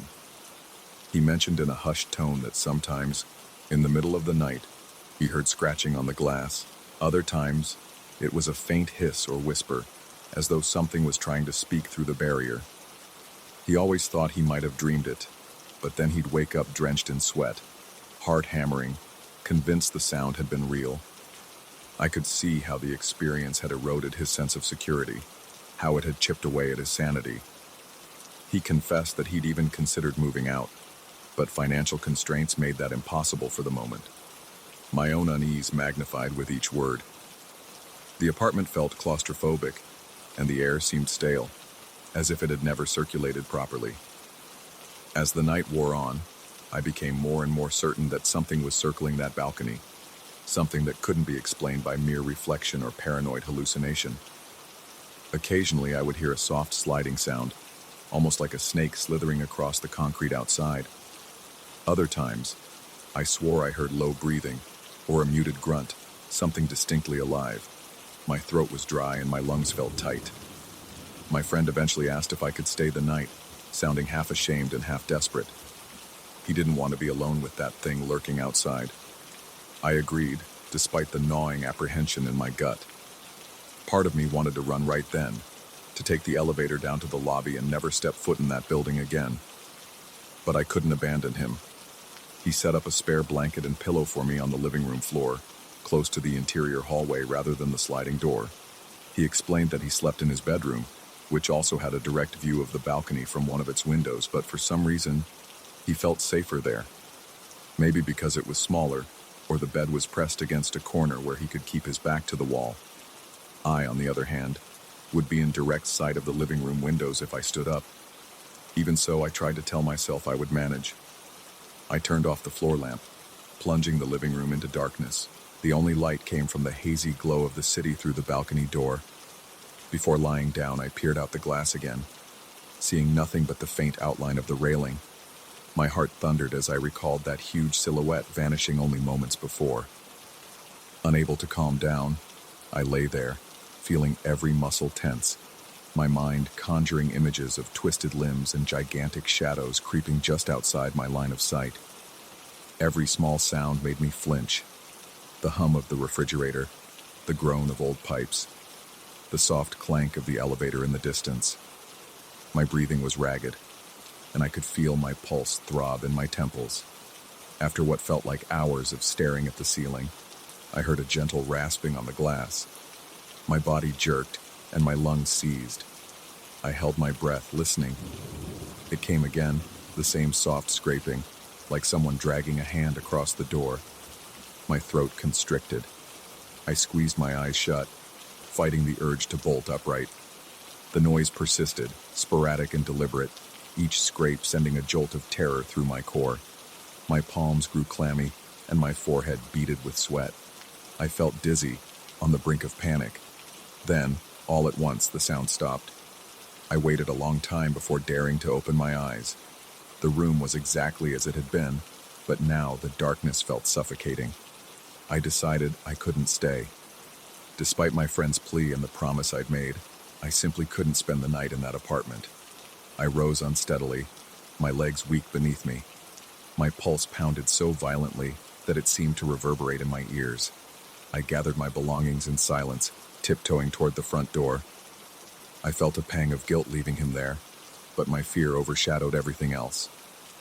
On the way out, I glimpsed the living room windows one last time. In the murky reflection, I saw a silhouette behind me, towering and hunched, as though it leaned forward with an elongated neck. I spun around, heart hammering. The living room was empty. My chest felt like a vice was clamped around it, and my breath came in short, sharp gasps. I forced myself not to scream, worried I would wake my friend and lose my last ounce of courage. I slipped into the hallway and shut the door quietly behind me, stepping back into the corridor's dingy light. My legs wobbled as I hurried to the elevator. The air was musty, and each step echoed ominously, as if the building itself was protesting my presence. I had the creeping sensation that something was following, gliding just behind me in the corridor. Every hair on my neck prickled, and my skin felt clammy. My heart rattled against my ribcage. When the elevator doors finally opened, I stumbled in and jabbed the button for the lobby. As the doors closed, I caught a glimpse of the hallway outside. The overhead bulb flickered off for just a second, and in the brief darkness, I thought I saw a tall shape at the far end, still and silent. My pulse practically thundered as the door sealed shut. All the way down, I tried to rationalize. Maybe it was fatigue. Maybe I had let my friend's fear infect me. The building was old, and those illusions could have been created by flickering lights and reflective glass. But there was a knot of dread lodged in my stomach, and it refused to loosen. My breathing remained labored, and my skin prickled with a cold sweat. Even stepping onto the ground floor, I half expected to see that shape looming in a corner of the lobby. Instead, everything was quiet and empty. I exited quickly, stepping out into the street. The chill of the night air offered momentary relief, but I could still feel my heart pounding. On the drive home, I kept replaying the scraping noises, the reflection of that dark silhouette, and the sense of a massive presence outside my friend's balcony. Several times I glanced in my rearview mirror, irrationally expecting to see something towering in the back seat. My hands were clutched so tightly around the steering wheel that my knuckles turned white. When I finally reached my apartment, I sat in the car for a few minutes, taking deep breaths, trying to slow the frantic beating of my heart. Part of me was afraid to even go inside, terrified that the shape might have followed me. Eventually, I gathered my courage and went in. My home felt unfamiliar, like a stranger's apartment. The darkness in my living room, usually comforting, now seemed full of hidden corners and shifting shadows. I left most of the lights on, telling myself it was just for a little while, just until I felt calm again. Yet even under bright bulbs, I couldn't dispel the image of that hulking figure on the balcony. Every faint sound, the house settling, the traffic outside, set me on edge. My chest felt tight, and my stomach churned with lingering dread. I didn't sleep well that night. Each time I closed my eyes, I saw that monstrous silhouette creeping in the corners of my vision. I woke repeatedly in a cold sweat, heart hammering so violently it almost hurt. In the morning, I texted my friend, half expecting no response. But he replied that he was all right, that he'd made it through the night with no further encounters. He thanked me for coming by, saying he understood why I had to leave. Yet I sensed no relief in his message, only acceptance that this haunting presence was part of his life now. Days turned into weeks, and I found it impossible to forget that night. I started to question my own reality, wondering if it was possible that I had imagined the entire thing. But every time I tried to dismiss it, a memory of that scraping sound or the thunderous smack on the glass would invade my thoughts, sending a shiver up my spine. I found myself avoiding high floors in buildings, growing uneasy around sliding glass doors, and feeling a creeping paranoia whenever I saw a tall shadow cast by streetlights. I even caught myself looking at my own balcony at odd hours, especially on stormy nights when the sky was dark and the wind howled through the city's narrow alleys. Each time, I half expected to see that impossibly large outline pressed against the glass. The tension in my chest would tighten anew, and I'd have to remind myself to breathe. My friends noticed I seemed distracted, jittery. I told them I was just stressed, but the truth was I couldn't shake the sensation that something was still out there, watching, waiting. One evening, as I sat alone in my dimly lit living room, I thought I heard a faint tapping on my own balcony door. My pulse surged and my skin prickled. I stared at the glass for a long time, breath caught in my throat, uncertain whether to approach or run. My thoughts spun in circles. Had it followed me? Was it the same presence? Or was my mind playing cruel tricks on me? Heart racing, I slowly rose from my chair and took a few steps toward the sliding door. My knees trembled, my palms were slick with sweat, and my mouth was bone dry. But when I finally summoned the nerve to look outside, the balcony was empty, silent except for the city breeze. I let out a shaky exhale, both relieved and inexplicably disappointed. I realized in that moment that the terror of not knowing was worse than anything tangible. The unknown presence had latched onto my psyche, staining my perception of every dark corner and silent night. Even though I stood safely in my own home, I felt exposed and vulnerable, as if the only barrier between me and that towering shadow was a thin sheet of glass. And glass can shatter. To this day, I haven't returned to my friend's apartment. We still talk, and he tells me that sometimes the shadow appears less frequently, sometimes more. He's still too afraid to move his furniture back in front of the sliding door, and he admits he often sleeps with the lights on. Whenever he mentions that slow scrape against the glass, or the sudden bang that makes his heart leap, I feel my own pulse spike as though I'm right there experiencing it with him again. It's like we share a secret burden, an unspoken understanding that what we encountered was more than just a trick of the light. The oppressive dread that settled over me that night never fully lifted.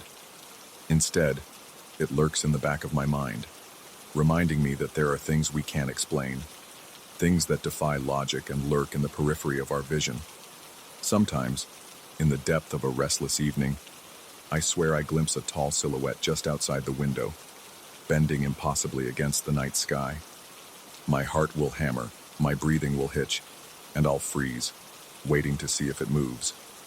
Invariably, I blink, and the shape seems to vanish, leaving me shaken and unsure of what I saw.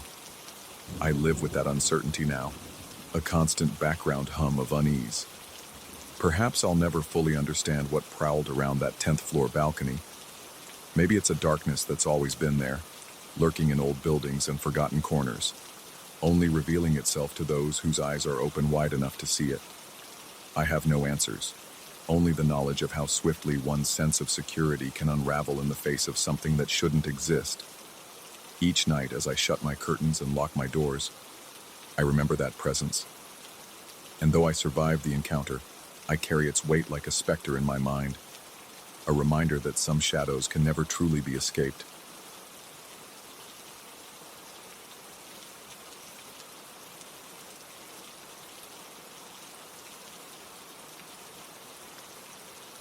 I felt the unease the moment I stepped into the foyer of that sprawling mansion. The air was thick, stagnant, tinged with a musty odor that reminded me of old pages kept in a locked trunk for decades. My lungs tightened as though the atmosphere itself refused to let me breathe freely. It was late afternoon, but every corridor I peered down seemed cloaked in twilight. I recalled the stories whispered about this place.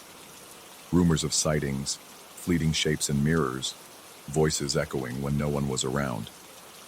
Those rumors swirled in my mind like gnats trapped in stagnant water, and I could feel an unsettling chill rippling beneath my skin, as though my body was bracing for something it instinctively understood, but my mind refused to accept.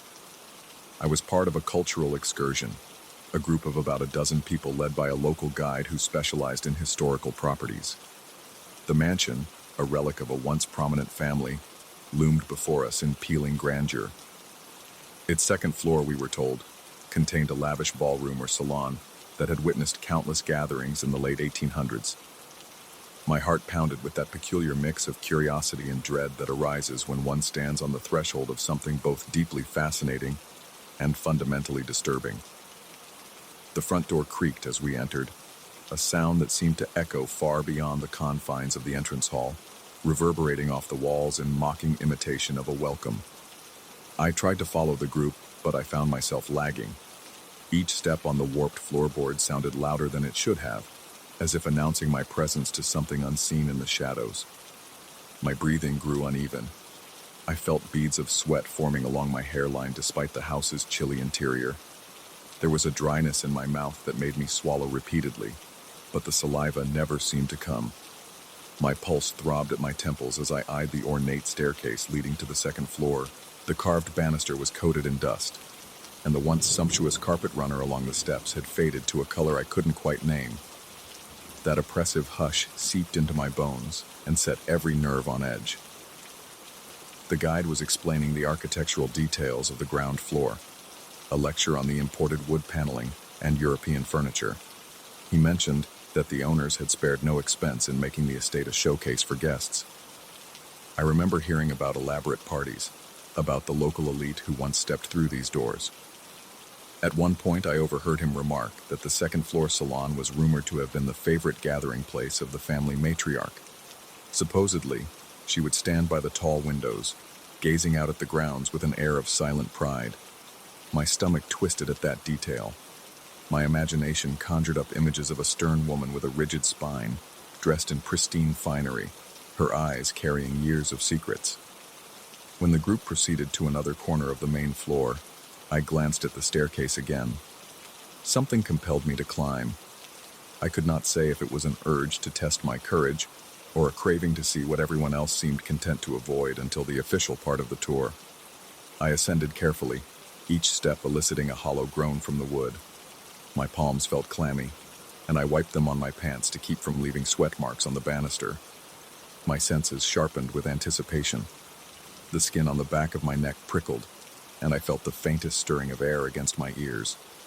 It sounded like the faint rustle of fabric, but when I jerked my head to check behind me, there was nothing but dim light filtering through dusty windows. At the top of the stairs, the corridor stretched out in both directions.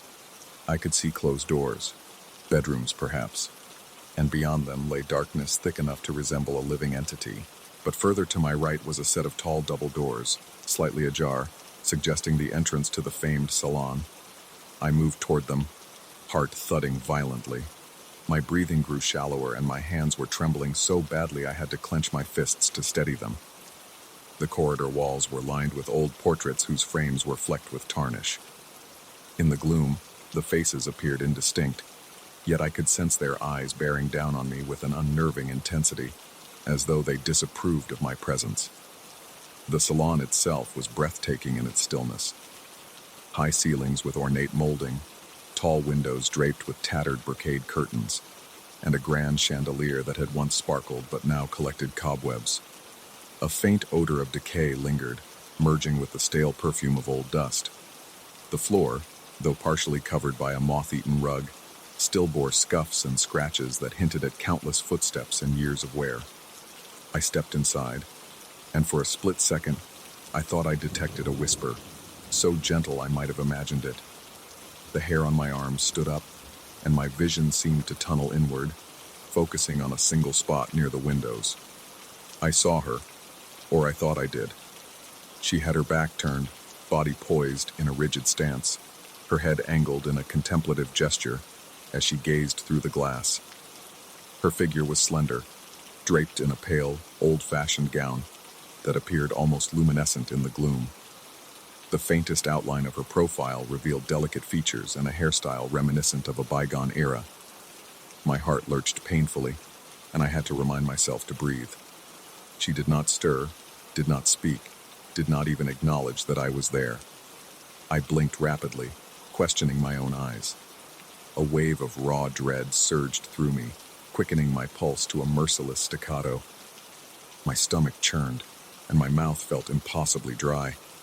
My hands went icy despite the trickle of sweat that slicked my back. Fear had me pinned in place, and for a moment, I couldn't decide if I should approach her or flee. Eventually, my survival instinct made the call. I backed out of the salon, stumbled down the corridor, and leaned over the banister, my breath catching in desperate gulps. I managed to find the guide downstairs without making a scene. My speech was halting, my voice shaking as I described the figure I had glimpsed. He looked at me with a mix of fascination and weary acceptance, as though he'd heard the same account far too many times to be surprised. He explained, in a hushed tone, that numerous visitors to the mansion had reported a similar sighting, an elegant lady in a light-colored dress, silently contemplating the view from the second-floor windows. My insides went cold. A chill radiated through my limbs, and I felt a tingling in my fingertips. I wasn't losing my mind, or at least I wasn't the only one seeing things. He invited me back upstairs to show him exactly where I'd spotted her. Everything in me screamed not to go, but I forced my feet to move. We climbed the same dusty staircase, the old banister rattling under our hands. My anxiety was almost suffocating now. I could hear my heartbeat in my ears like a drumbeat, and my vision kept wavering with each surge of fear. When we reached the salon, it was empty. Sunlight, filtered through thick curtains, cast a sickly glow over the room. No woman stood by the window. The guide commented on the quiet, though he seemed unsurprised. According to him, the spirit, or whatever it was, never lingered once spotted. I spent the rest of the official tour in an unsettling daze. My breathing was shallow, and my shoulders felt rigid, as though any slight movement might shatter my composure. Each time we entered a new room, I found myself anticipating another sighting or a whisper in my ear. The guide's tales of the mansion's history became a backdrop to the cacophony in my head. The frantic pounding of my heart, the shortness of my breath, the echoing question of whether I had actually seen a ghost or if my mind was playing tricks on me. Several times I thought I caught glimpses of a pale shape darting around a corner or near a door. Every time I turned quickly to verify, I found nothing but swirling dust motes and stale air. As we moved deeper into the mansion, the tension coiled in my gut. The floors creaked incessantly, sometimes even when no one seemed to be stepping there. The faint aroma of mildew clung to the walls, mixing with hints of perfume from ages past. I began to feel an oppressive weight on my chest, as though the building itself disapproved of my presence. In one dim hallway, I could have sworn I heard a distant hum, a note that rose and fell ever so slightly, like someone softly singing an old lullaby. My pulse hammered in my throat. When I concentrated on the sound, it faded, leaving me with an acute sense of isolation. Now and then, I sensed eyes upon me, that instinctive prickling of the skin along my arms, an urge to turn around because something was behind me. But whenever I did, the corridor was empty, or it was just another member of the group scurrying along. My anxiety swelled until I felt half crazed by it, my hands shaking, my mouth so parched that swallowing became painful. Someone from the group asked if I was all right. I offered a weak nod and tried to steady my breathing, refusing to speak because I feared my voice would crack from terror. One of the final stops on the tour was the old library, located on the same floor as the salon but at the opposite end of the hall. The guide mentioned that the matriarch used to keep her most prized books and journals there. The group seemed to hang on every word, but I could barely concentrate. My focus was on the walls, the corners, the tall windows that overlooked a courtyard choked with weeds. Darkness was pressing in, and the late afternoon sun seemed to be draining away faster than it should. In my peripheral vision, I kept seeing a flutter of movement, as though someone was stepping in and out of doorways, always just beyond my range of sight. At one point, I stood near an aging bookshelf that smelled of leather and old glue. I was running my fingers across the spines of dusty tomes, trying to steady myself with the tangibility of the physical world, when I felt it again. That surge of electricity behind me. I spun around, hard in my throat, and there she was, half hidden behind a nearby shelf. The same ghostly woman, her dress luminous in the gloom. This time, I thought I caught a glimpse of her eyes, dark and sorrowful. A breath froze in my chest as my lips parted in a silent gasp. The moment I registered her presence, she moved away, gliding deeper into the library's shadows. My immediate reaction was to follow, as if compelled by a primal need for answers. I heard the pounding of my own footfalls on the creaking floor, and I turned a corner to an alcove lit by a single dusty lamp. Nothing. My breathing came in ragged pants. I was alone, the hush of the mansion pressing in on me like a smothering blanket. When I rejoined the group, the guide was explaining a final historical tidbit: how the family that once lived here had dispersed long ago, leaving the estate to decay in near solitude. He made some vague mention of a matriarch who never came to terms with the changing times, the shifting fortunes. She was said to linger in memory, often spotted by those sensitive to such phenomena. I felt a clutch of dread in my chest, and it took all my willpower not to share my second sighting. A cold sweat trickled down my spine, my nerves jangling as though some invisible current ran through the air around me. I desperately wanted to believe there was a rational explanation for everything, but the environment, my own repeated glimpses, and the overarching atmosphere of silent malevolence made such rationality feel impossible. Leaving the mansion felt like surfacing from a deep dive into icy waters. Once outside, the sun was setting, painting the sky in muted reds and purples. The group disbanded, scattering to cars and buses. My chest felt constricted, and my legs trembled as I made my way toward the parking lot. Even the open air couldn't quell the sense that I was being watched. My heart was still pounding, a relentless drumbeat that throbbed in my ears. I could feel the dryness in my mouth, an unwelcome reminder of how rattled I was. Sweat clung to my skin in a thin, clammy layer, despite the cooler evening breeze. Later that night in my hotel room, I found no respite. My mind spun with questions, replaying every moment I'd spent in that mansion. Scenes flickered through my head, her form by the window, her shadow in the library, the cold hush of the corridors, and the oppressive weight of the air that seemed to move with me from room to room. My heart raced every time I recalled the shape of her face, pale and tinged with an otherworldly sadness. I tried to dismiss the notion of anything supernatural, telling myself it could have been a figment of my overactive imagination or a trick of the lighting. But some deeper part of me refused to accept that explanation. I kept envisioning her looking at me, as though she had been waiting for someone, maybe anyone, to notice her, to confirm her presence. I slept fitfully, jarring awake in the darkness to the sound of my own rapid breathing. At times, I thought I could sense movement in the corners of the poorly lit hotel room. I swore I heard soft footsteps along the hallway outside my door, but when I peered through the peephole, there was nothing but the dim corridor. My mouth was dry as a desert. I gulped water from the tap until my stomach felt queasy. Each time I tried to lie back down, my nerves refused to settle, as though something had lodged in my psyche and refused to let go. In the days that followed, I couldn't shake the feeling that I was carrying a piece of that mansion with me. Even in broad daylight, I would catch a faint scent of old perfume, or hear the distant echo of a creaking floorboard. My mind flickered back to that room, that fleeting apparition by the window. There was no mention of it in any official records, of course, just the anecdotal remarks from the guide and the murmurings of previous visitors. Yet the memory felt undeniably real. etched into my senses in a way that mere imagination could never fully replicate.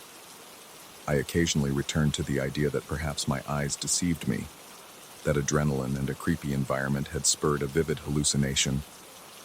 But the recollection of her dress, the sorrow in her expression, and the distinct chill that accompanied the moment was too specific, too visceral. Even recalling it made my pulse spike, my breath catch, as though my body was reliving the terror of that instant.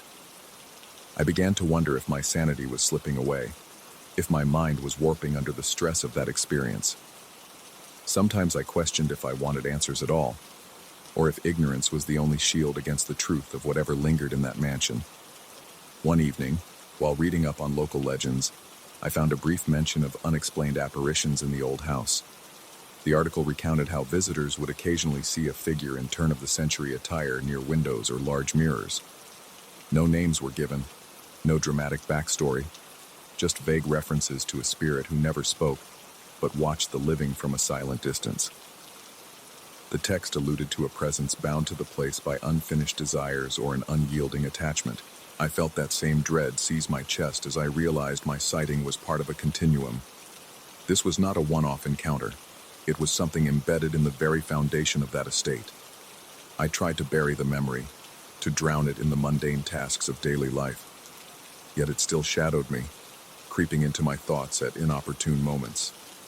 Whenever I was alone, my senses felt heightened, as though I might see her again if I just glanced into a darkened corner. My heart would pick up speed, my palms growing damp with sweat, and I would steel myself against that returning paranoia. If a door creaked in another part of the house, I froze, half expecting to see the edges of that pale gown drifting into view. My fear was becoming a quiet madness, feeding on isolation and darkness, shaping my perception of even the safest spaces. Eventually, I made a decision to confront that lingering dread. I needed some way to pacify my mind, to rid myself of the nightmares that jolted me awake, gasping for breath, drenched in a cold sweat.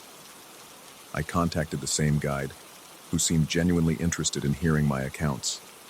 He offered no solutions, only the reassurance that many people reported similar experiences. According to him, facing those experiences might provide personal closure, or it might unearth further questions. But either way, it would be a step away from fear and closer to acceptance. I never went back to the mansion. Instead, I shared my story with a few acquaintances, who mostly listened politely, though I could see the doubt or pity in their eyes. They offered the usual explanations: stress, illusions, an overactive imagination fueled by a creepy environment. I wanted to believe them, but some part of me remained convinced that I had touched upon a realm of existence just beyond my ordinary understanding. To this day, whenever I recall that silent silhouette by the window, my heart rate accelerates, and my breathing grows shallow. My arms prickle with goosebumps, and I feel an acute awareness of how tenuous the boundary between normalcy and the unknown can be. I wonder if the woman, whatever she truly was, felt compelled to reveal herself to me, or if I simply stumbled into her domain uninvited. That question lingers, gnawing at the corners of my thoughts, reminding me that some doors, once opened, never really close again. I can't definitively say what she was. An echo of a life once lived, a manifestation of guilt or longing, or a projection of my own psyche. Yet even now, I sense that her presence remains in that mansion, standing sentinel by the salon's tall windows. She does not speak. She does not beckon. She only watches, forever caught between the past and the present, a silent observer in a place where time itself seems fractured. And the memory of that encounter, that shiver of raw terror and awe, clings to me, leaving a persistent unease I will likely carry for the rest of my life.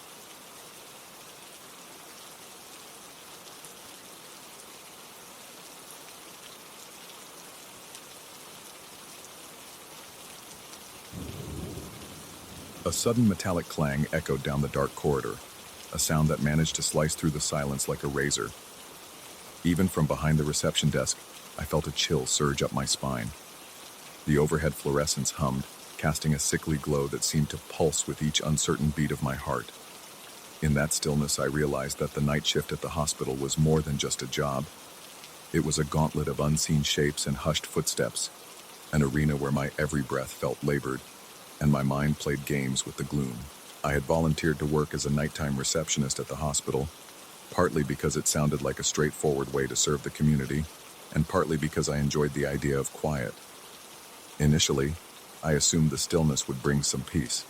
Instead, it created a breeding ground for unease.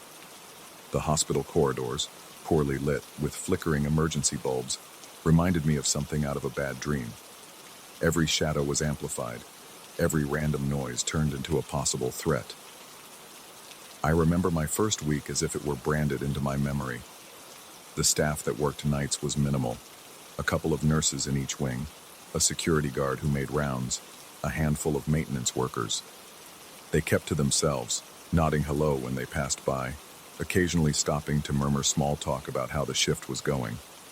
More than once, a nurse or a custodian casually mentioned strange events.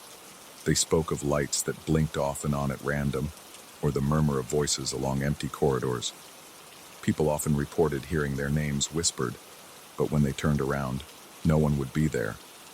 I laughed it off internally, chalking it up to sleep deprivation and the natural eeriness of a deserted hospital at 3 a.m.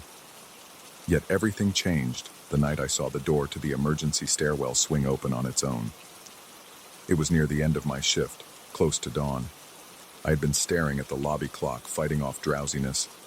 Suddenly, an unexpected draft swept past my legs. The double doors across the hallway creaked open just a crack, then slammed back against the wall. It startled me so hard that my heart pounded in my ears. I fought the impulse to freeze and reminded myself that old buildings have a lot of quirks. Maybe a gust of wind had found its way inside. My sense of duty overrode my nerves, so I got up to shut the door. My hands were clammy, and my legs felt unsteady. The corridor leading to the stairwell was dark. The overhead lights there turned off to conserve energy. As I gripped the door, I noticed a faint glow creeping across the floor. For a split second, it reminded me of a weak flashlight beam, moving away from me further into the corridor. Instinct made me want to follow it.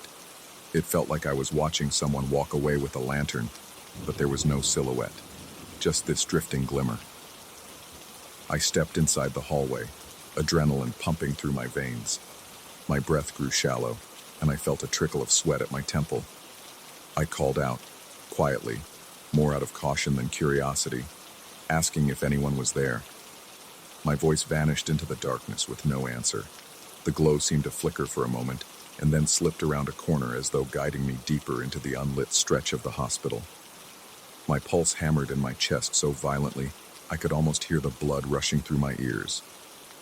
Turning the corner, I found myself in front of a closed supply room. It was an old wooden door, one that hardly anyone used that late at night. The glow was nowhere in sight, as if it had seeped right through the cracks. My muscles tightened with fear, and I had to steady myself against the wall to keep from trembling. Curiosity nudged me to twist the doorknob. Maybe I was about to discover some staff member rummaging around for supplies. But the room was empty, lit only by the dull glow of a single emergency bulb. Nothing moved inside except for dust particles swirling in the stale air. The moment I stepped back into the corridor, something felt off. It was a tangible sensation, a shift in the atmosphere. The corridor itself seemed narrower, as if the walls were pressing in.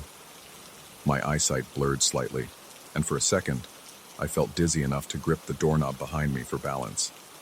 When my vision cleared, I swore I saw a shape at the end of the hallway. I couldn't make out any details, just a vague, dark silhouette. The figure stood there for half a breath, then vanished around another corner without a sound. In the days that followed, my nerves settled, but my curiosity only grew. I tried to rationalize the incident.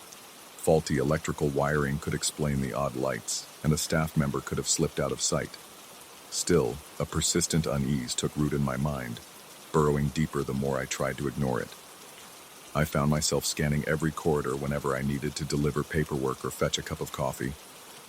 Sometimes, I thought I saw movements in my peripheral vision, a quick darting shadow or a flicker of dim illumination. My heart would stutter, and I'd whip my head around, only to see an empty hall. Occasionally, a nurse would mention that she'd heard her name whispered while walking to the break room, or a maintenance worker would grumble about the overhead lights turning on by themselves in a supposedly closed-off wing. They spoke in hushed tones, careful not to sound too alarmed. I heard them joking that maybe the place was haunted, but behind their uneasy smirks, there was genuine concern. Once someone asked me if I'd seen or heard anything strange. I dodged the question, unwilling to admit that my experiences were becoming more frequent and intense. I started losing sleep. Every time I returned home in the early hours of the morning, I found it impossible to shut off my mind. I kept replaying the flicker of that light, the door to the stairwell opening, that shape in the corridor. My dreams, when they came, were incomplete fragments filled with echoes and half-formed silhouettes. I'd wake up sweaty, heart pounding, convinced that I still heard those distant murmurs. Even outside the hospital, I couldn't escape the lingering dread. One early morning, after a particularly tense shift, I went to the security office to drop off a set of lost keys. I noticed the guard reviewing the night's footage. He offered a quick greeting but didn't elaborate, instead gesturing for me to look at the screen. In the grainy footage from the corridor I worked, the stairwell door could be seen opening without any visible cause. There was no figure, no sign of forced entry, just a door that swung wide. He told me indirectly that the building's old vents sometimes created pressure differences, but he sounded uncertain, as if trying to convince himself. That video haunted me for days. It made me question if the drifting light I'd followed had any physical presence at all. The next few shifts blurred together, each marked by sporadic bursts of terror, lights flicking off above me, the feeling of a presence just beyond my field of vision, an unseen voice that seemed to sigh my name from some dark corner. My skin would prickle, my stomach would lurch. Sometimes I'd notice goosebumps racing along my forearms, the hair standing on the back of my neck. During one of my last weeks volunteering, I decided to confront my fear head-on. I told myself that I would walk all the corridors during the quietest hour, around 3 in the morning, and see once and for all whether my mind was playing tricks on me. Armed with a flashlight, for my own reassurance rather than any real necessity, I left the reception area and started my rounds. My footsteps echoed on the tile floor, bouncing back in hollow reverberations that made me feel exposed. With each corner I turned, I kept expecting to see that shape again, or to feel that phantom glow. The building was eerily still. The hum of ancient air conditioning systems rattled overhead, and sometimes I'd catch the distant sound of a cart rolling somewhere on another floor. All the while, the tension in my body grew, my muscles coiled tight like springs. When I reached the far end of the south wing, a place rarely used at that hour, the overhead lights began to flicker, dimming and brightening in a rhythm that set my teeth on edge. My heart hammered, and I felt a nauseous swirl of dread in my gut. I stepped forward, shining my flashlight into the next corridor. The beam landed on a single door at the end, an unmarked utility room. Something about that door felt wrong. My palms became slick with sweat, and my throat constricted. It was as though every part of my body was screaming at me to turn around. Instead, I forced my feet to move. Each step felt heavy, the air thick with a suffocating presence. As I reached for the doorknob, a distant clang reverberated through the hall. The overhead lights flickered again, plunging the corridor into momentary darkness. My breath caught in my chest, and the flashlight trembled in my grip. When the lights flashed back on, I saw something near the door, a pale gleam on the wall, almost like a reflection of eyes. Yet it wasn't quite that. It was more like a glimmer of something intangible, shifting and shapeless. My pulse thundered in my ears, and my lungs felt starved of oxygen. Then it vanished. Panic surged through my body. I yanked my hand away from the doorknob. The corridor felt unbearably cold. My skin tingled with acute awareness that I wasn't alone. Unable to stand the suffocating tension, I turned and sprinted back toward the main lobby, footsteps echoing in a frantic rhythm. I could practically taste the adrenaline, sour and metallic on my tongue. When I reached my station, I collapsed into the chair, gasping for air. my whole body trembling so violently I could hardly type a message to the security guard. That night, I stayed until daylight crept in through the windows. The moment the early shift workers arrived, I informed my supervisor that I felt unwell. There were no direct confrontations, no dramatic announcements, just a simple statement that I needed to step away. For the first time in weeks, daylight brought a measure of calm, but in my mind, the weight of the previous hours lingered, pressing down like a heavy fog. As the days passed, I deliberated whether to keep volunteering.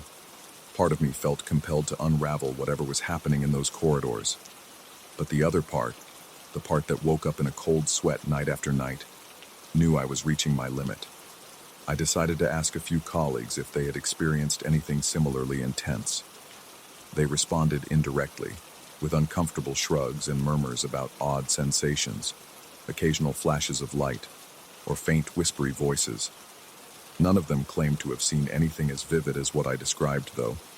A few kindly suggested I take a break or consider whether stress was amplifying my imagination. Eventually, I chose to leave. My last shift arrived with a simmering mix of dread and relief. I spent most of the night glued to the reception desk, focusing on paperwork and avoiding any wanderings into the dark wings. The flickering lights persisted, shadows stretched across the floor, and a low, droning hum seemed to emanate from the walls themselves. My shoulders remained tense until dawn. Finally, when the morning staff trickled in, I handed over my badge and gave a brisk nod to the security guard on duty. Just before I exited the building for good, I felt compelled to glance back down that corridor where I had first seen the stairwell door open. Dust motes drifted in the early sunlight. Nothing moved, no door swung, no strange glow shimmered. It looked perfectly ordinary, as if all those nights of tension and fear had never happened. Yet my heart still raced just looking at it. In that final moment, I realized that the place itself was a puzzle with missing pieces, that I might never truly know if it was haunted by some unseen presence, or if my own anxieties had given life to illusions. I walked out into the bright morning, the automatic doors hissing shut behind me. A wave of relief washed over my limbs, yet it was tinged with an undercurrent of unease I couldn't shake. All my senses felt on high alert, ears straining for whispers that weren't there, eyes scanning for glimmers of light in the corners of my vision. For a moment I stood on the sidewalk, breathing in the chilly morning air, trying to steady my thudding heart. Even free of those corridors, the sensation of being watched lingered. Since that day, I haven't returned. Sometimes I question whether I escaped from a genuine supernatural threat, or simply ran from my own unsettled mind. Late at night, when I stare at the ceiling, I recall the creeping dread and the feeling of coldness that sank into my bones. Occasionally, I hear faint taps on my apartment walls, or see a flicker of light in the hallway outside my door, and my body goes rigid with memory. I don't know if it followed me, or if I'm just haunted by the echoes of my own fear. But every so often, I think back to that door in the corridor, the one that swung open by itself, the one that led me to chase after a drifting glow. And no matter how many times I reason with myself, I can't forget the intense certainty I felt in that moment, that something was there, right at the edge of my vision, observing me. Whether I ran from it or confronted it, I can't say. All I know is that the memory lingers like a bruise on my mind, tender and impossible to ignore. Even now, I feel its presence in every chill that crawls up my spine.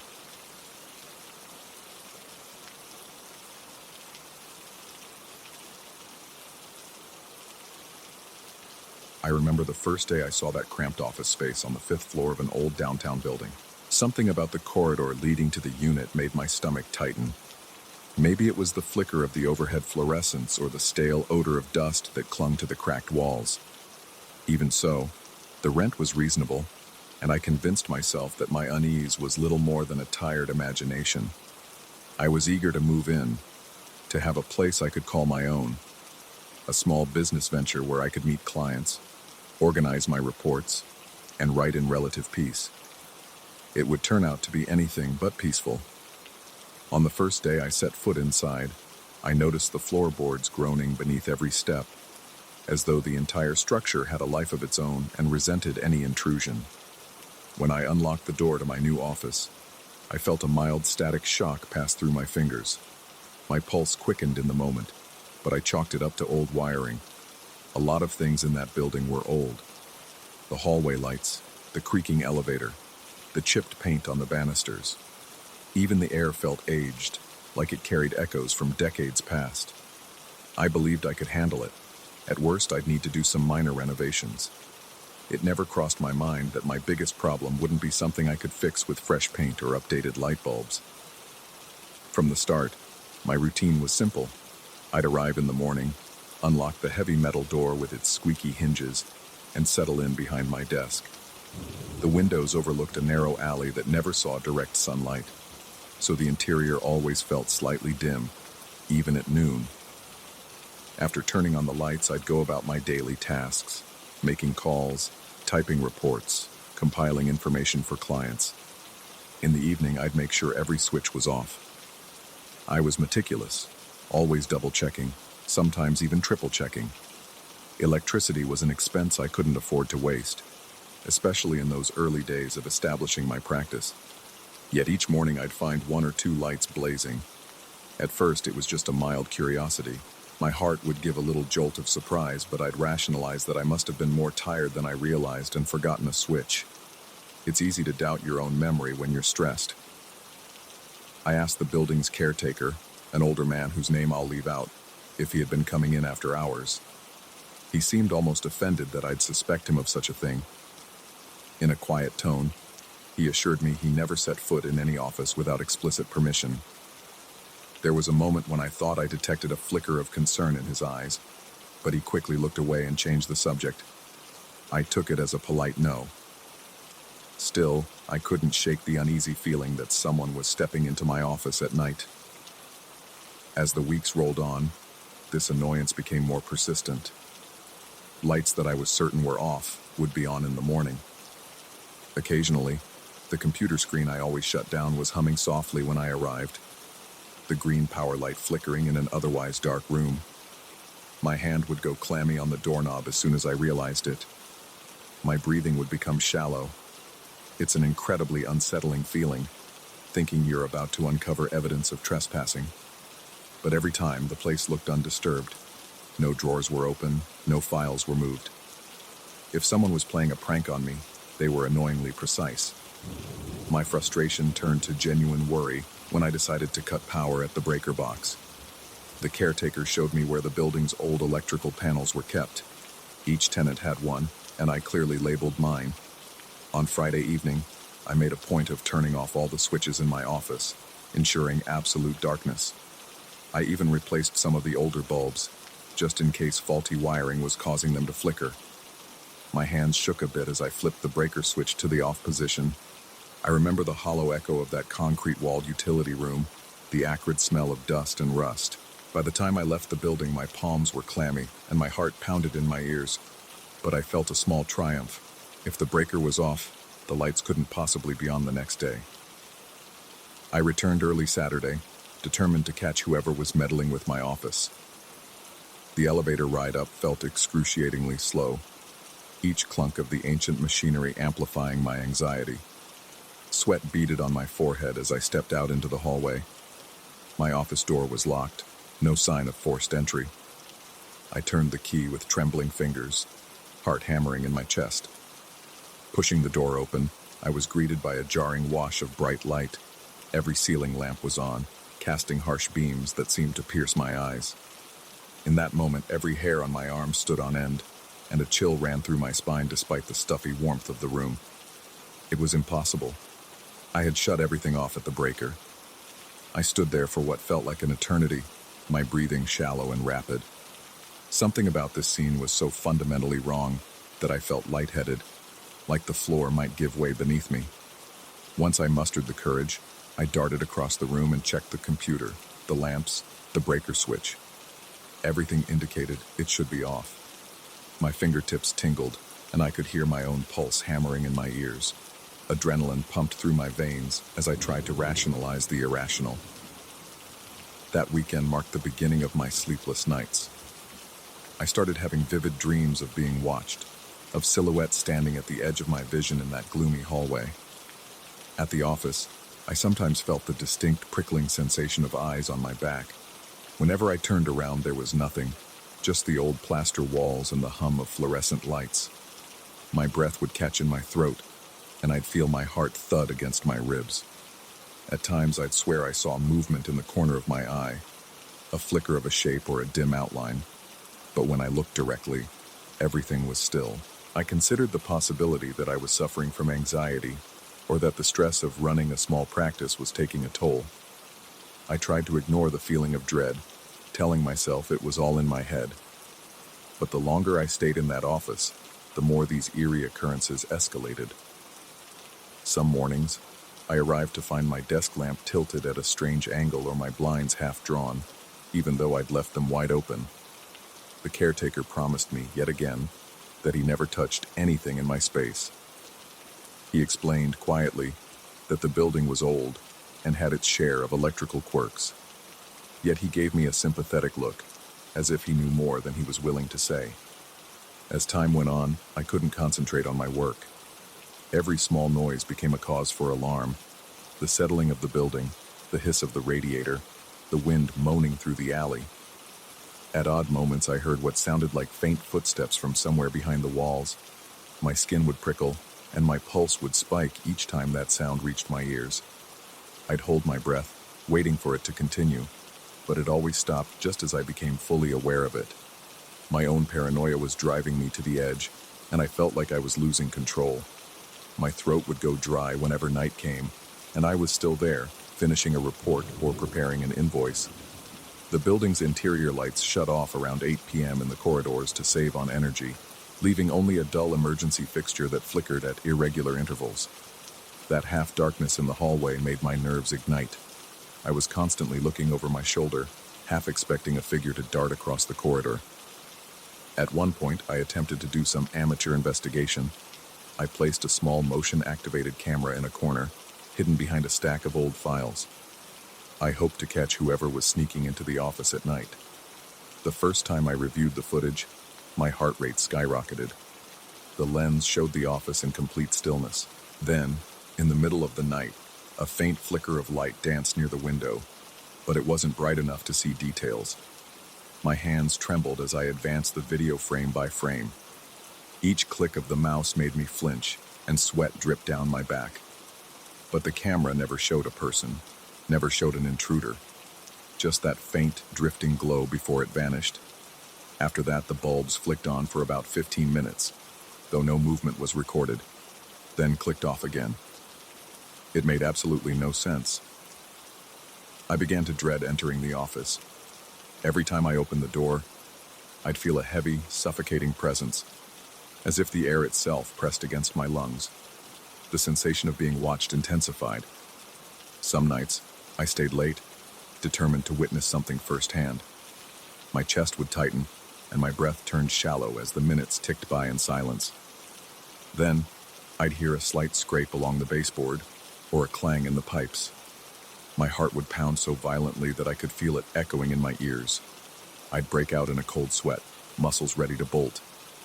But whenever I whipped around, there was nothing. One evening, I was convinced I saw a shadow move across the far wall.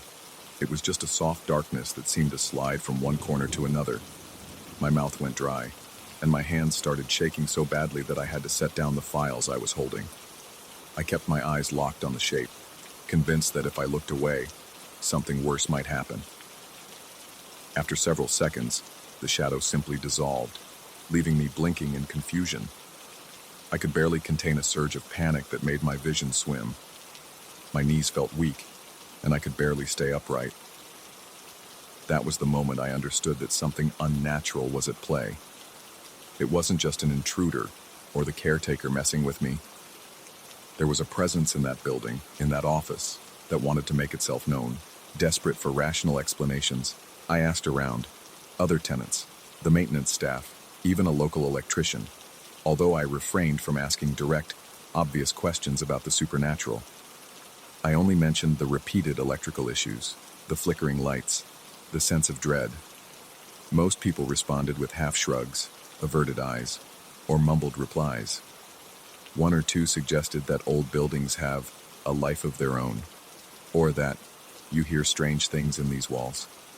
Whenever I tried to press for more, they'd glance away. No one wanted to talk about it. Their silence only fueled my fear, made the building feel even more sentient. As the months wore on, my physical health took a hit. I was jumpy, always short of breath, and I constantly felt like I was on the brink of panic. My heart would race at the slightest creak in the floor, and I developed a persistent tension headache that throbbed just behind my eyes. The worst part was the nights I spent in my office, finalizing reports. The corners of the room felt darker than they should have, and I sometimes caught a flicker of movement in the reflection on my computer screen. A creeping dread would wash over me, causing a jolt of electricity to surge through my nerves. I'd twist around in my chair, breath stuck in my throat, but I never found anything concrete. That intangible presence was always just out of sight, just beyond the edge of logic. In an effort to regain control, I bought a bright standing lamp and placed it near my desk, hoping to banish shadows. The first evening I turned it on, I felt a small wave of relief. But within an hour it began flickering erratically, more like a strobe than a steady beam.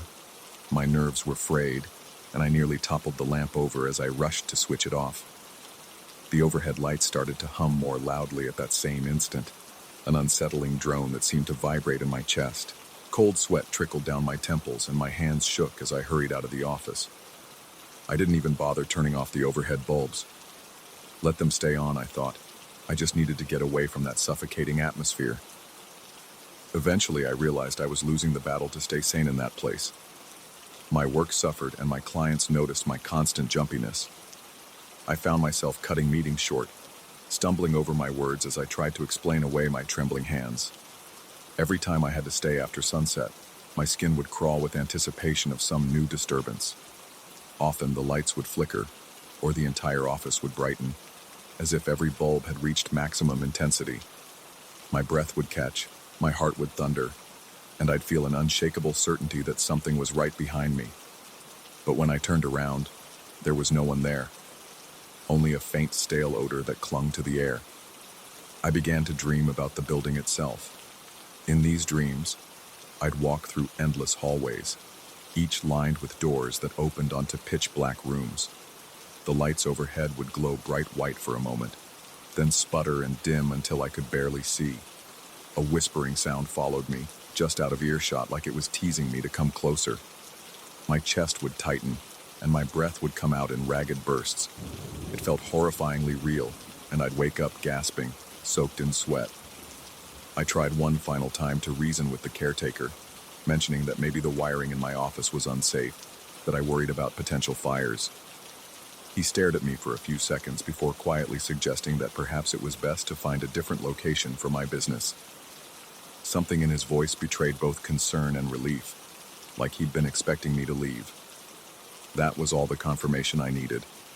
I realized I was fighting a losing battle, going up against something intangible and deeply rooted in that building's history. Within a week, I found a new rental in a modern high-rise across town. The day I packed my things, I felt a faint sense of defiance, like I was breaking free of a pernicious grip. My heart still pounded every time I heard the wooden floor creak. It felt as if the walls were watching me gather my files and personal belongings, waiting for the right moment to rattle my nerves again. With trembling hands, I grabbed the last box, flicked off the overhead switch, and paused. My mouth felt dry as I let my gaze wander across the empty desks, the silent phone, the bare walls. There was a stifling hush in the air that made me feel like I was trespassing on something's domain. Then I turned my back, locked the door, and walked out without a backward glance. For weeks after I left, I'd catch myself glancing over my shoulder in my new office, half expecting the lights to turn on by themselves or a shadow to glide across the wall. My pulse would spike in those fleeting moments of paranoid flashback. But nothing out of the ordinary happened in the new space. It was just an average office with standard lighting, stable wiring, and no hidden watchers lurking in the corners. The unsettling aftertaste of that old building still haunts me. Late at night, I sometimes recall the claustrophobic corridors, the faint footsteps in the walls, the shadows that seem to move with a will of their own. My chest tightens just thinking about it, and a mild sweat breaks out on my forehead. I never did figure out what was really going on. Perhaps it was something supernatural.